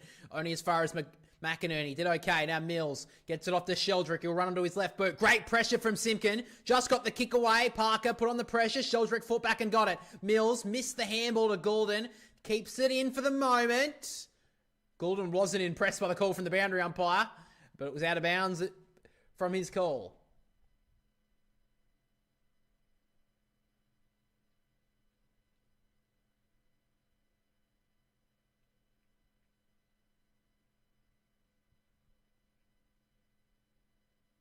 Oh, it's a free kick through an umpire. What was it? Abuse. So he's given away from Errol Goulden. He wasn't impressed by the umpire's call. Goes in short to Simpkin.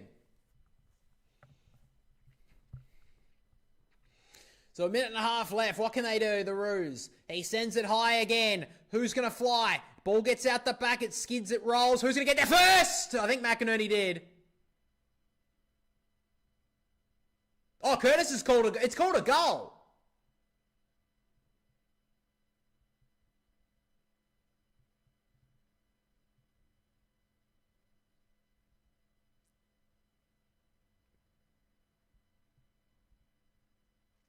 Yeah, I don't think this is a goal. Like, Curtis is celebrating a little bit, but...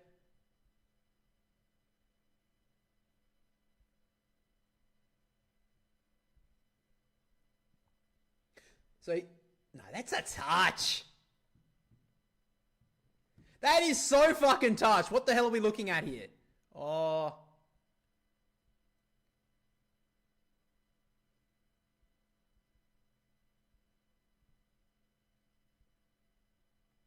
So I think this will be reviewed, even if it's not...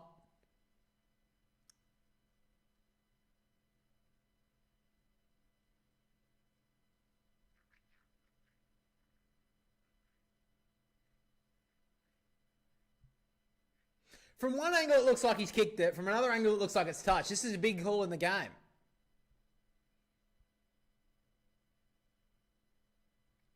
Isn't it kicking in danger, if anything? No, it is a score review, so they're going to look at this.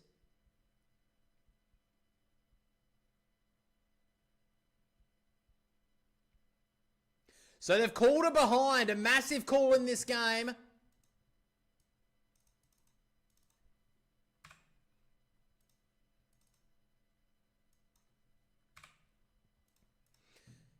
So it's one behind. The Roos get a little bit unlucky there.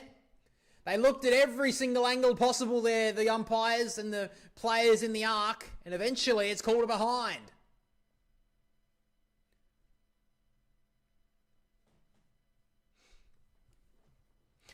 So it's a behind. So Blakey now goes in short to Jake Lloyd in the back pocket. 1 minute 20 left. The Swans get away with one there. They were very, very lucky.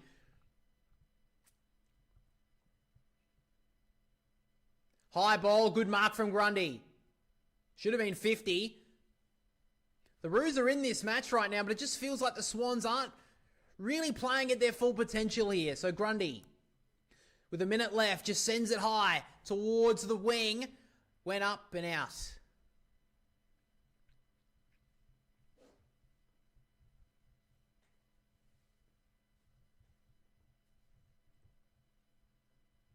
Very low scoring encounter. 53 seconds left.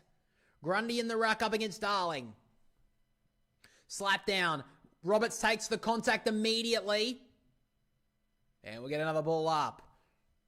Swans look like they're fighting for the three-quarter time siren right now. Grundy with the tap again. Running underneath it, there was Heaney. Now Sheasel. Handball backside. Trying to get it to his target. Trying to shovel it over to Phillips. Rowbottom holds him up. 33 seconds left. 60 out from the Swans' goal. Terrible throw up by the umpire. Teakle couldn't get there. Now Grundy. Handball on the backside to Heaney. Further on now to McInerney. Got the kick forward. It was touched. It will run towards the boundary line and that'll work for the Swans. So 20 seconds remain in this third term. Can the Swans maybe get a late goal? Have not scored one in this third quarter. Can Grundy get something going here with a tap? Umpire throws it back into play. Grundy couldn't get the tap onto it. Teakle tried to spike it out of the area. Lloyd is there, so is Jordan. Did well there, Jordan, to get it on the up to Lloyd. He sends it to a dangerous area. McLean couldn't mark. O'Sullivan, Powell, and now cleared by Simpkin with 5 seconds left. Will they get there? I think they will. They've done it pretty well, North Melbourne. They've fought the fight, and they're going to get right up to the wire this one. 12 points the difference as we head for the final term. The Roos fought out really well. 1 goal in that third quarter went the Roos' way. And as we turn for the final term, we have the Swans leading by 2 goals. 7-9-51 to the Sydney. Lead the Roos 5-9-39. All right, guys, we're back in about a minute with a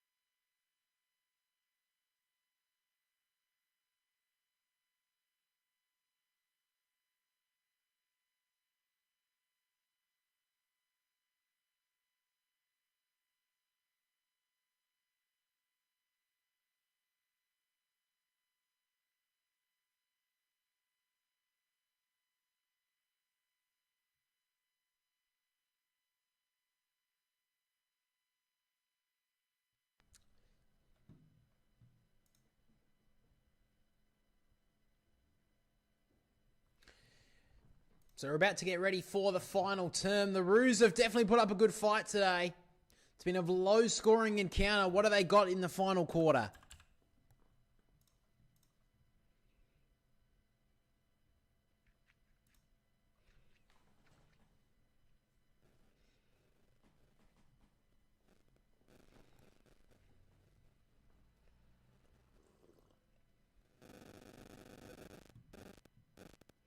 So it looks like maybe,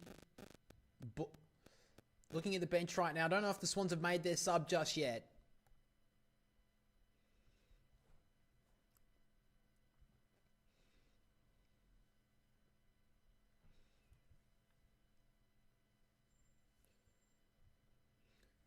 So Bice has been subbed out, surprisingly, and the substitute for Peter Laddams is into the game for the first time.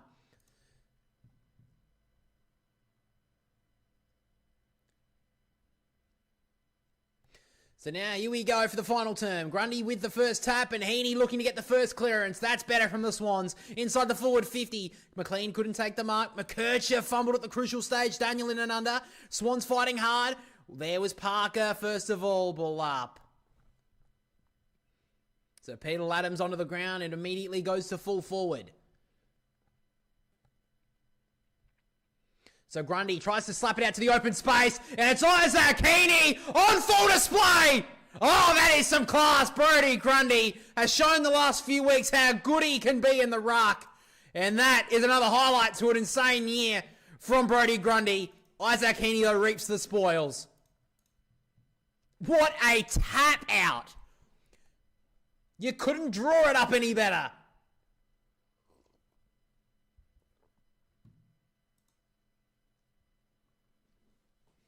What a tap out. Who says ruckmen aren't important? If you have a quality one, oh boy, you can make some plays.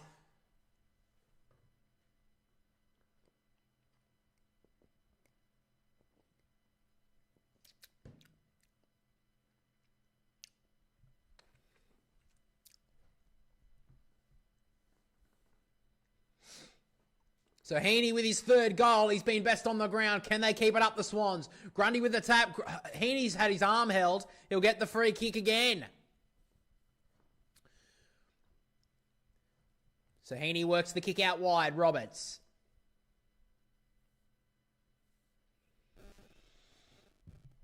Now Roberts works the kick wide.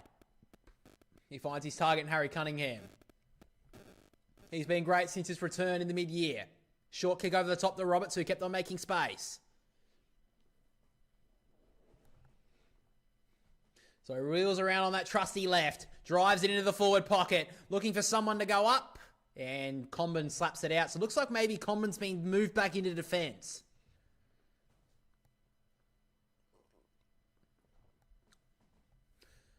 So Grundy gets something to go again. Can he craft another massive hit out? Parker's got Heaney this time, watching him like a hawk. Slap down, coming through his row bottom. Good tackle from Stevens. Ball up. So Parker watching him again. Won't let him go an inch this time. Grundy slapped down. Rowbottom tried to steal it. So was Jordan. Now Parker in and under. Let go of the footy though. Rowbottom slaps it towards the top of the goal square. O'Sullivan dropped the crucial mark. Now Hayward wrapped up. Logue trying to lock him down. Banch in and under. Did okay. And then ball up top of the goal square here for the Swans.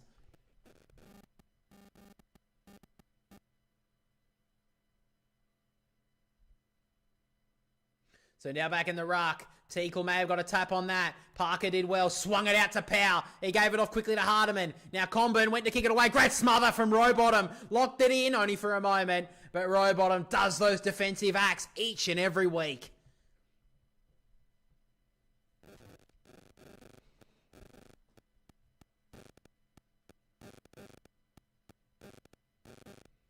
So back in the ruck once again. Grundy trying to take the front spot. Almost took it out of there. Then was nearly tackled. Powell trying to take it towards the boundary line. The ball trundles and skips towards the boundary line. Eventually over and out.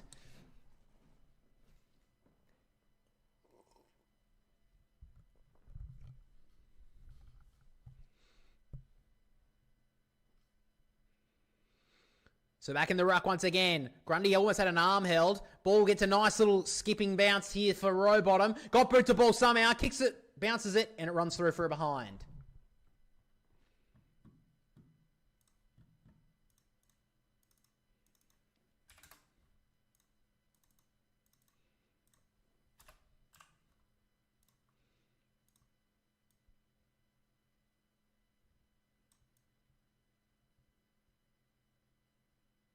So now McKercher drills one in short, and it comes off the outstep. Wasn't good at all. Hayward takes the mark, switches the kick across for 50, and he finds Warner. Weird kick from Hayward there, but Warner does take the mark. Wasn't a good kick there from McKercher coming out of the 50. It was a terrible kick.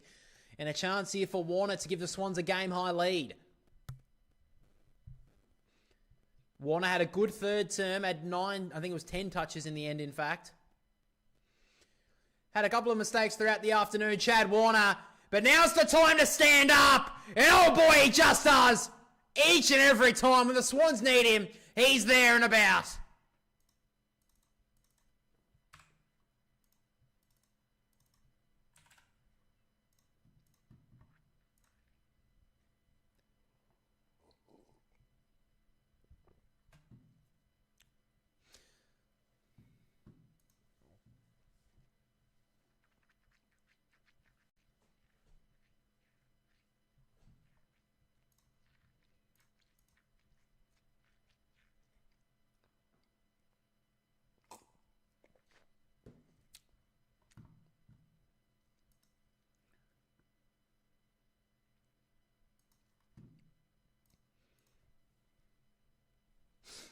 So two of the big Swan stars kick the opening 2 goals of the 4th term.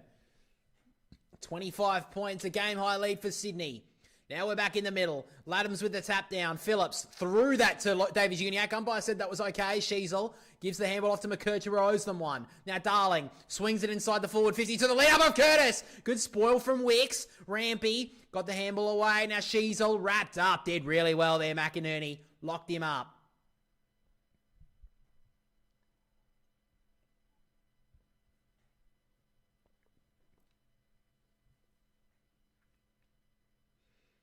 Laddams couldn't take it out of there.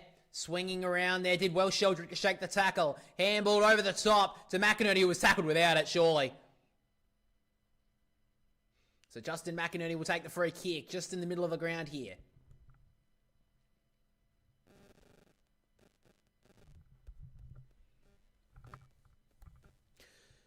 So McInerney works the kick out wide to the lead of Hayward. Hasn't done a lot today, but he's been really good the last few weeks. And works the kick inside the forward 50 for Jordan. Good spoil from Pink. Phillips tracking it with Daniel. Didn't talk it out properly. Warner holds him up. Pink further back here to Logue. And he works the long kick out wide. McInerney stands in the hole and takes a good grab.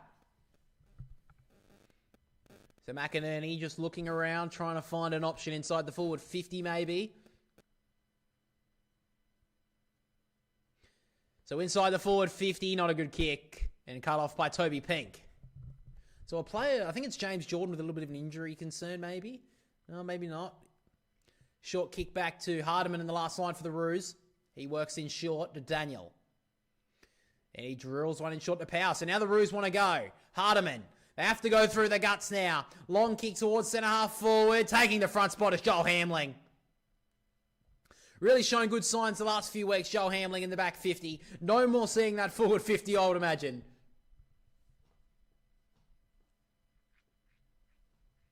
So Sam Wicks has been really good today. Kept Paul Curtis goalless so far.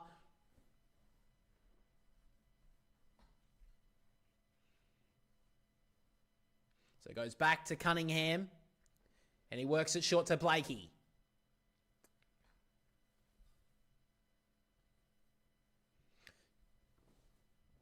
Just holding it up here, the Swans, for the moment.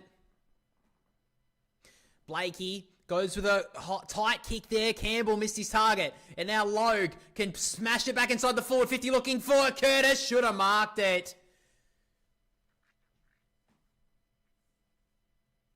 Curtis should have gobbled that one up.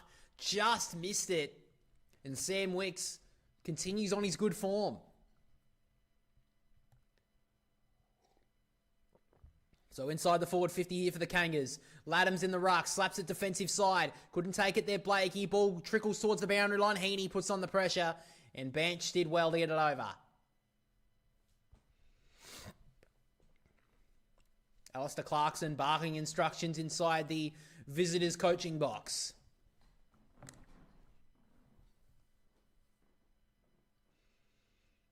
Tap down from Laddams. Goulden was there. Heaney tried to get it out of the area. It was touched as he kicked it, so Sheldrick had to get rid of it quickly.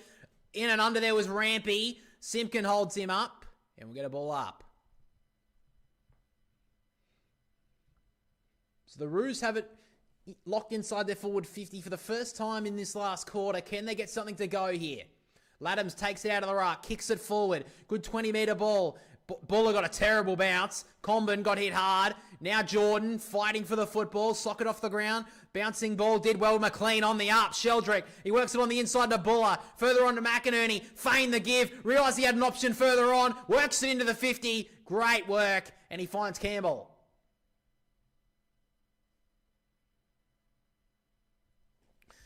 I don't know, Brendan. You have to ask them, to be honest.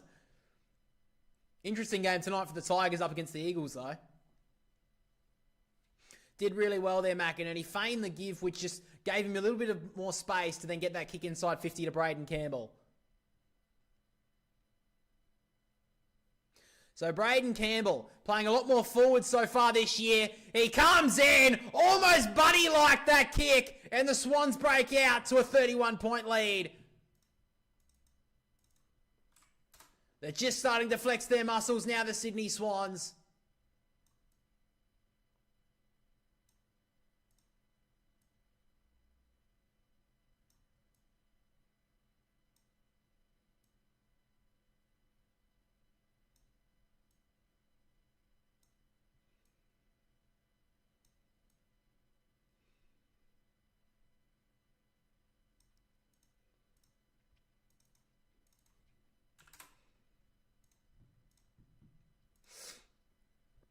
Good kick there from Braden Campbell. Came onto the scene so earlier in the year in the pre-season game, in fact, in a match simulation. He kicked 4 goals against the Giants. Hasn't really lived up to those heights, but when he does get the ball, he always uses it wisely. And that was a good kick. So back in the middle we go. 31 points. The game-high lead for Sydney. They've kicked 3 goals in quick succession to break away early in this final term. Laddams with the tap. Only as far as Sheldrick. Takes the ball quickly. Gives it off to Rowbottom. Inside the forward 50. Taking the front spot there was Comben.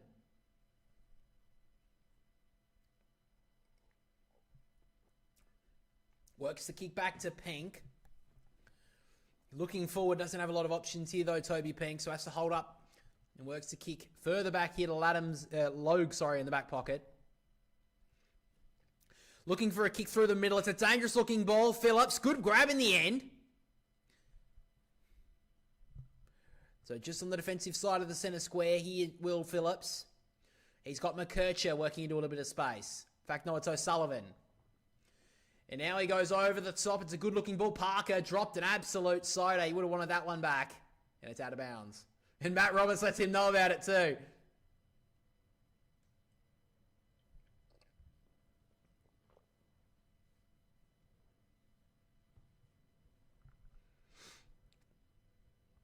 So back into play. Darling up against Laddams. Laddams was completely pushed out of that ruck contest. Umpire says that's play on, apparently. Bouncing ball towards the 50. Constanti hasn't had a meaningful impact so far against his former side. Roberts got taken, almost like a guillotine, his head taken off. He gets the free kick.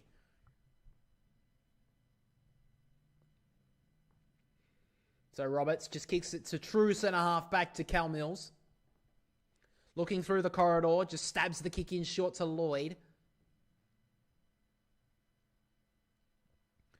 So Jake Lloyd doesn't have too many options, just waiting to find the perfect one, and now it's Roberts. Sends it in short to Rowbottom, strong hands. He's got McInerney. That's where he goes now. Lloyd gives him a handball option, decides to hold up. So Sydney just working this up slowly here. And now he drills one in short, gets out the back, bouncing ball nicely. Laddams gives it on the up to Isaac Heaney. Just give him the 3 votes right now. Great work, Isaac. That's his 4th.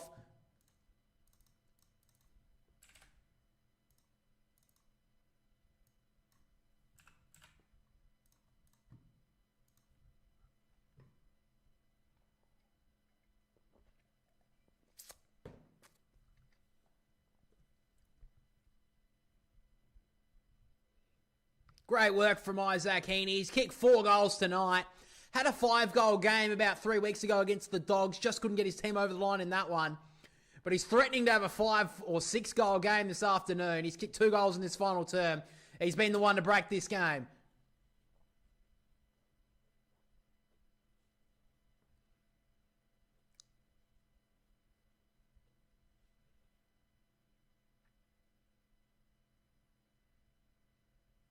Good take there from Peter Adams as well. So we're back in the middle. The Swans have kicked away in this final term, and the man again, Isaac Heaney with the clearance, high up and under ball. And good mark from Common. So it looks like Grundy's been sent forward in this final term, just to give me a little bit of a rest, you would say. So Combin works the kick out wide on the bounce. Hamling takes the contact and out of bounds.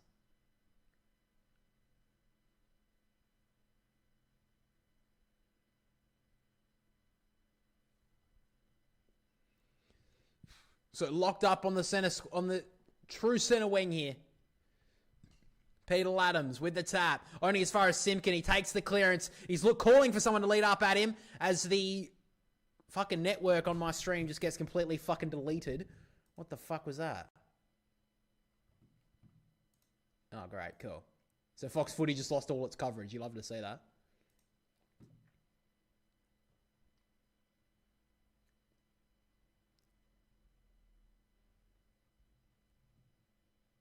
Well, they cut it off, but the Roos have kicked the goal.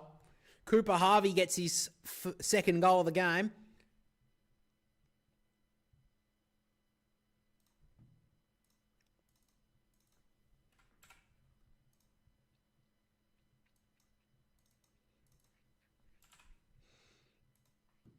So it's back to 31 points. A good goal there from the Kangas. Cooper Harvey kicks the goal. He's got 2. He kicked a really good goal in the opening term. Hasn't seen a lot of it since, but that was a good finish.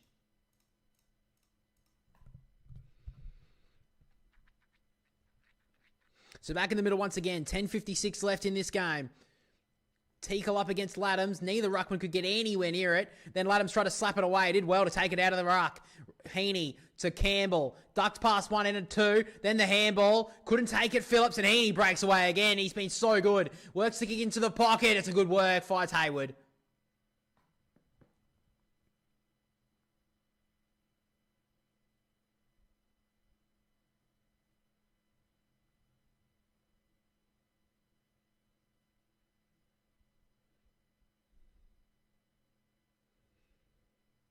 Great work there from Isaac Heaney.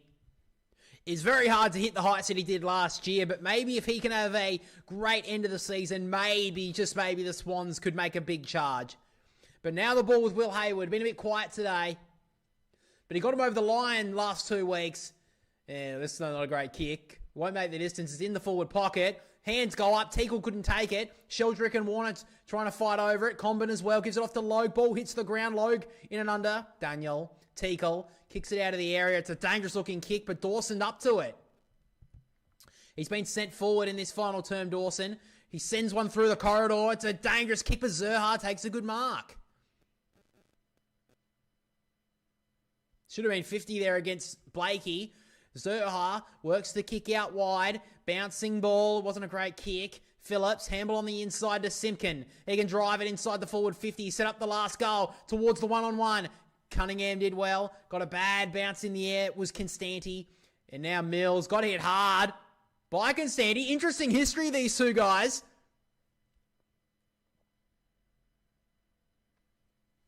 They had the famous hit in the Mad Monday a couple of years ago where Mills missed the majority of the 2024 season through injury. So, of course, very interesting news. Very interesting. And, of course, Constanti last year thought he should have been in the team with his form in the VFL. Never got a chance. Was a bit disgruntled at the end of the year. Left with the Luke Parker deal. Now a Kanga. So now Jake Lloyd has the footy. Long ball up the wing. Turned it over to Combin. That's going to be 50 against Brodie Grundy. I don't know what he's thinking.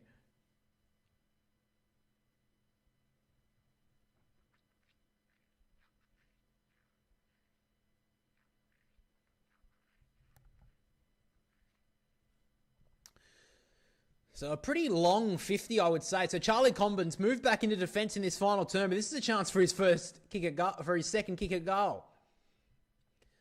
Had a shot on the siren at quarter time, missed it, just hit the post. But now he's pointing towards the goal. He points towards the goal, but it just doesn't seem like he wants to. Eventually now, with no other options, he's going to have a blast kick at goal. So Combin drives a long ball, and it fades late for a behind.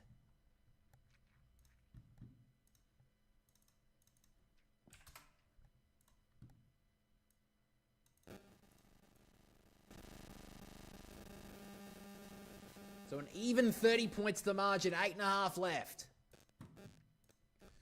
So Blakey ducks and weaves both ways and now drives it outside the D50. Hayward went up, free kick for in the back. It's going to go Brodie Grundy's way. Oh, Simpkin wasn't impressed either. He was about to run into 50. So Grundy over the top to McInerney. They can run here the Swans. Hayward, short kick over the top. Wasn't a great ball. Laddams tried to slap it forward. Almost worked out. But now the Roos have the numbers to work it out. They've worked all the way back here to Daniel so they can switch it on the open side. Wide kick, finds Stevens in the back pocket. And he works the kick on the inside. Finds Phillips, gives off the handball to McKercher. They can run and gun here, the Roos. Parker, back to McKercher. Got the kick on the 50. Wasn't a good kick at all. He hasn't had a great day, Colby McKercher, with his kicking. And turns it over to Nick Blakey. He'll drive it long, looking for the one-on-one. Buller, good grab, gives the handball off to Warner. Heaney's leading into the 50. Warner didn't go to him, he went to Campbell instead. And now Campbell. Definitely can make this distance here, Braden Campbell. Had a shot a few moments ago. Eventually, just kicks it towards the 50 for Chad Warner. Umpire did pay the mark, but Warner says, I'll play on. And kick wide. He's kicked 1 goal 3 today, Chad Warner. He could have had a day like Isaac Heaney as well.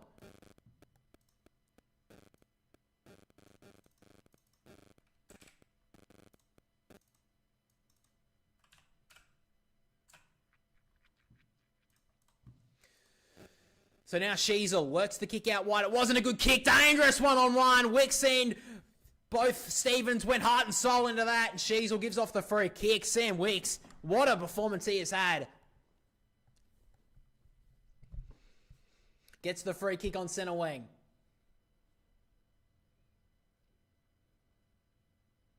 Work kick on the inside. Campbell, worst kick he's done all day. Missed his target. Now the Kangas can work this up. Daniel, handball over the top to Curtis. Campbell missed his tackle. Curtis got a couple of options forward. This is LDU, takes the mark. 70 out from goal. What does he want to do with it? Looking for an option. Someone leading inside the forward 50. It's Colby McKercher.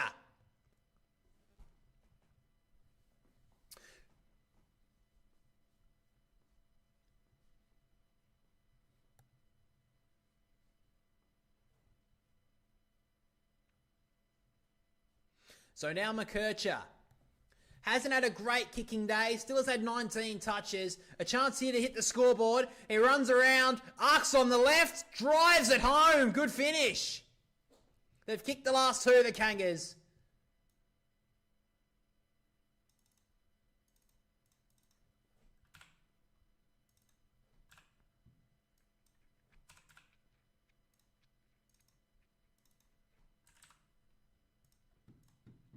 Good kick there from McKercher. Just slowly worked his way up the ground and eventually found some space inside the forward 50, and that was a good kick.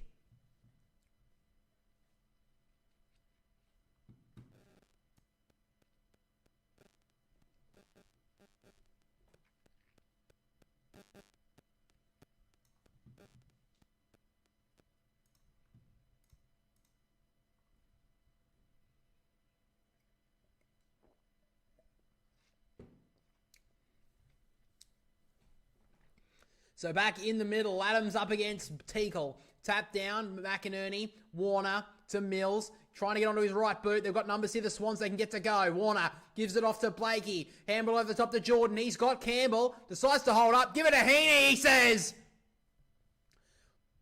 A chance here for Isaac to kick his 5th. Toby Penk did everything there but give away a free kick, and he still couldn't get it away from Isaac.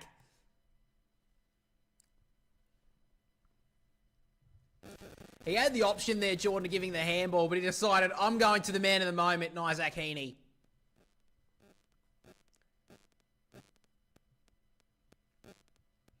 "33 touches, 4 goals. You can't do much better than that. Hold on a moment, though. This could be his 5th. Isaac Heaney comes in, kicks on goal, and what a performance! Capped off with his 5th goal.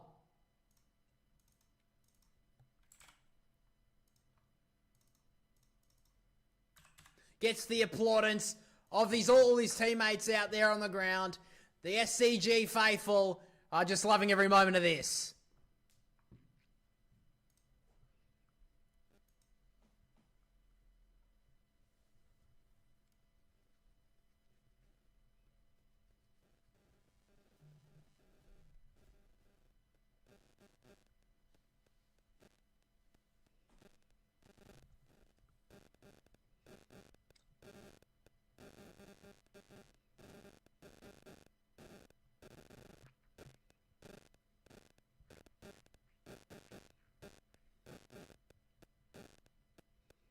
Good finish there from Heaney. He's kicked 5 goals. Maybe a 6th is on the cards, although he's been taken off the ground for the moment.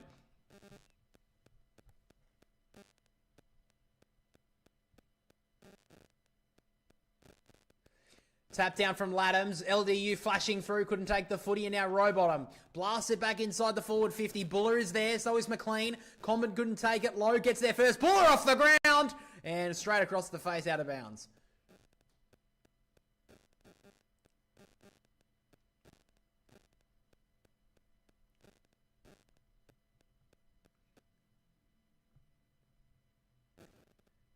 Isaac Heaney was not impressed being taken off the ground there. He wanted to go for another goal. So back in the ruck. Laddams with the tap down. Rowbottom got it out somehow. Teakle dribbling ball outside the D50. Goulden watching the footy and eventually just goes over the boundary line. Got hit high there, Warner, but he definitely went to ground. Good decision from the umpire not to give the free kick, I think.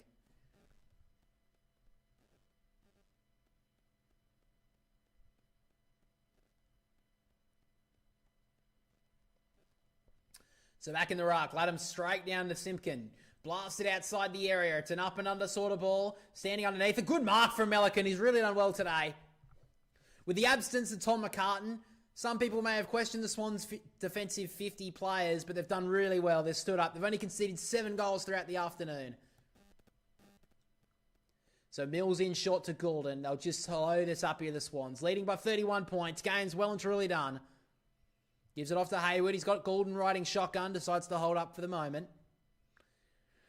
So now Hayward sends it towards the pocket. Looking for Hayden McLean. Good spoil. Out of bounds.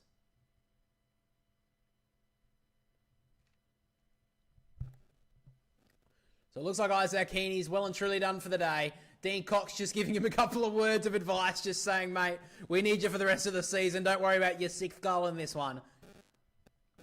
So back in the ruck, Laddams with the tap down. Simpkin took the ball well, got it out quickly. Teakle tried to get it out of the area, turned it over immediately. Lloyd off to Roberts. It goes very, very high into the Sydney night sky and misses.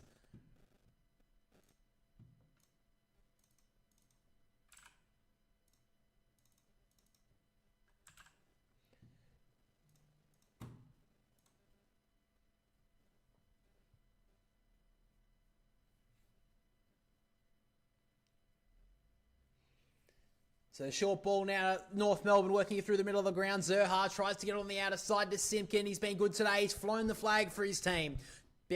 Taps it to his own advantage. Kick inside the forward 50 to the lead up. Wasn't great. Don't know why you go for bench in a lead up option. But anyway, Campbell back to Wicks. Blasted it outside the 50, but it's going to be coming back in haste. Davies Uniacke has the footy. Short ball on the inside, low ball, good spoil, only as far as Sheasel. Spun almost 360. O'Sullivan, free kick going to be coming back to Sheasel though.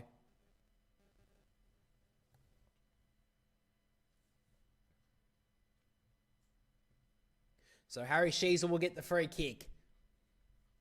Been okay today, Harry Sheasel. Harry Sheasel been one of the North Melbourne's best players. Just wasted the footy a bit today. 25 touches. He'll run out and arc towards the goal. He'll blast it high and long and very, very wide. And Melican makes it a certain behind.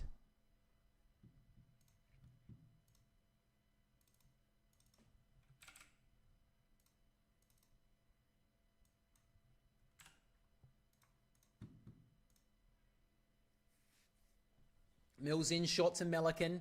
Give it back to Mills. Here he does. Inside the defensive 50, the Swans work it up through handball. Campbell, Wicks, out wide to Roberts. Short ball to Laddams on the lead. 2 minutes left in this one. Just trying to wind this one down to the final moments. Roberts blasts it towards the 50. Looking for the one-on-one. Went up Warner. Couldn't take the grab. Ball underground. Did well there McLean. Warner trying to break the tackle. Ball spills out somehow. Penk, McKercher, Sheasel. Looking corridor. Doesn't really have a lot of options. Eventually just works the kick back to Simpkin. Worked his heart into this game all afternoon, Jai Simpkin. O'Sullivan. Now Simpkin, he's got a couple of options on this outer side. Just a little duck step there on Blakey. Kick out wide to Curtis. He's got Daniel over the top. That's where he goes now. So now Daniel, handle on the inside. Heard the voice, but don't know if that was the option. Bench knocked off it. Lloyd, Mills, McInerney. Running through his Canningham. Goes back. That won't be paid to 15. So the Swans are just trying to milk the clock. I think both teams would be happy to walk off the ground right now. Long ball up went Comben. Couldn't take the grab. Daniel to O'Sullivan. Zerha got it back and now Simpkin.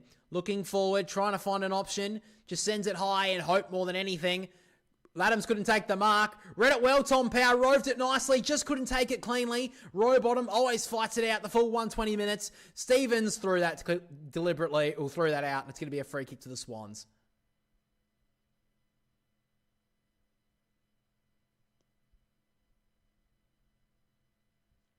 Short kick there.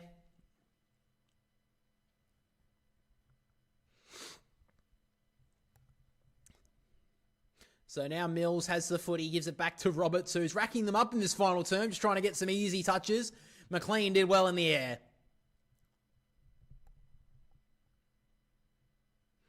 Just going right back to the third quarter when Curtis almost had that goal that was socket off the ground in the goal square.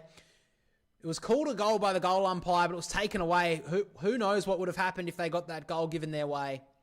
But in the end, it was the Isaac Heaney show in the final quarter, which broke this game. 3 goals that broke it. The Swans run away in the end by 31 points. As the siren sounds around the SCG, Isaac Heaney is the man of the moment today. The camera pans to him. What a performance from him. 5 goals, 30 plus touches, 3 votes, and what a performance from Sydney's number 1 guy. Wasn't 100% a Swans great performance, but they fought it out in the final term to make it a certainty, and in the end, they win by 31 points. The Swans 12-12-84, beat the Kangas in the end by 31 points, who was 7-11-53. All right, guys, thanks for joining the stream. I really appreciate your guys' support. The review will be out on Sunday night, as it always is. If you did enjoy this stream, make sure to like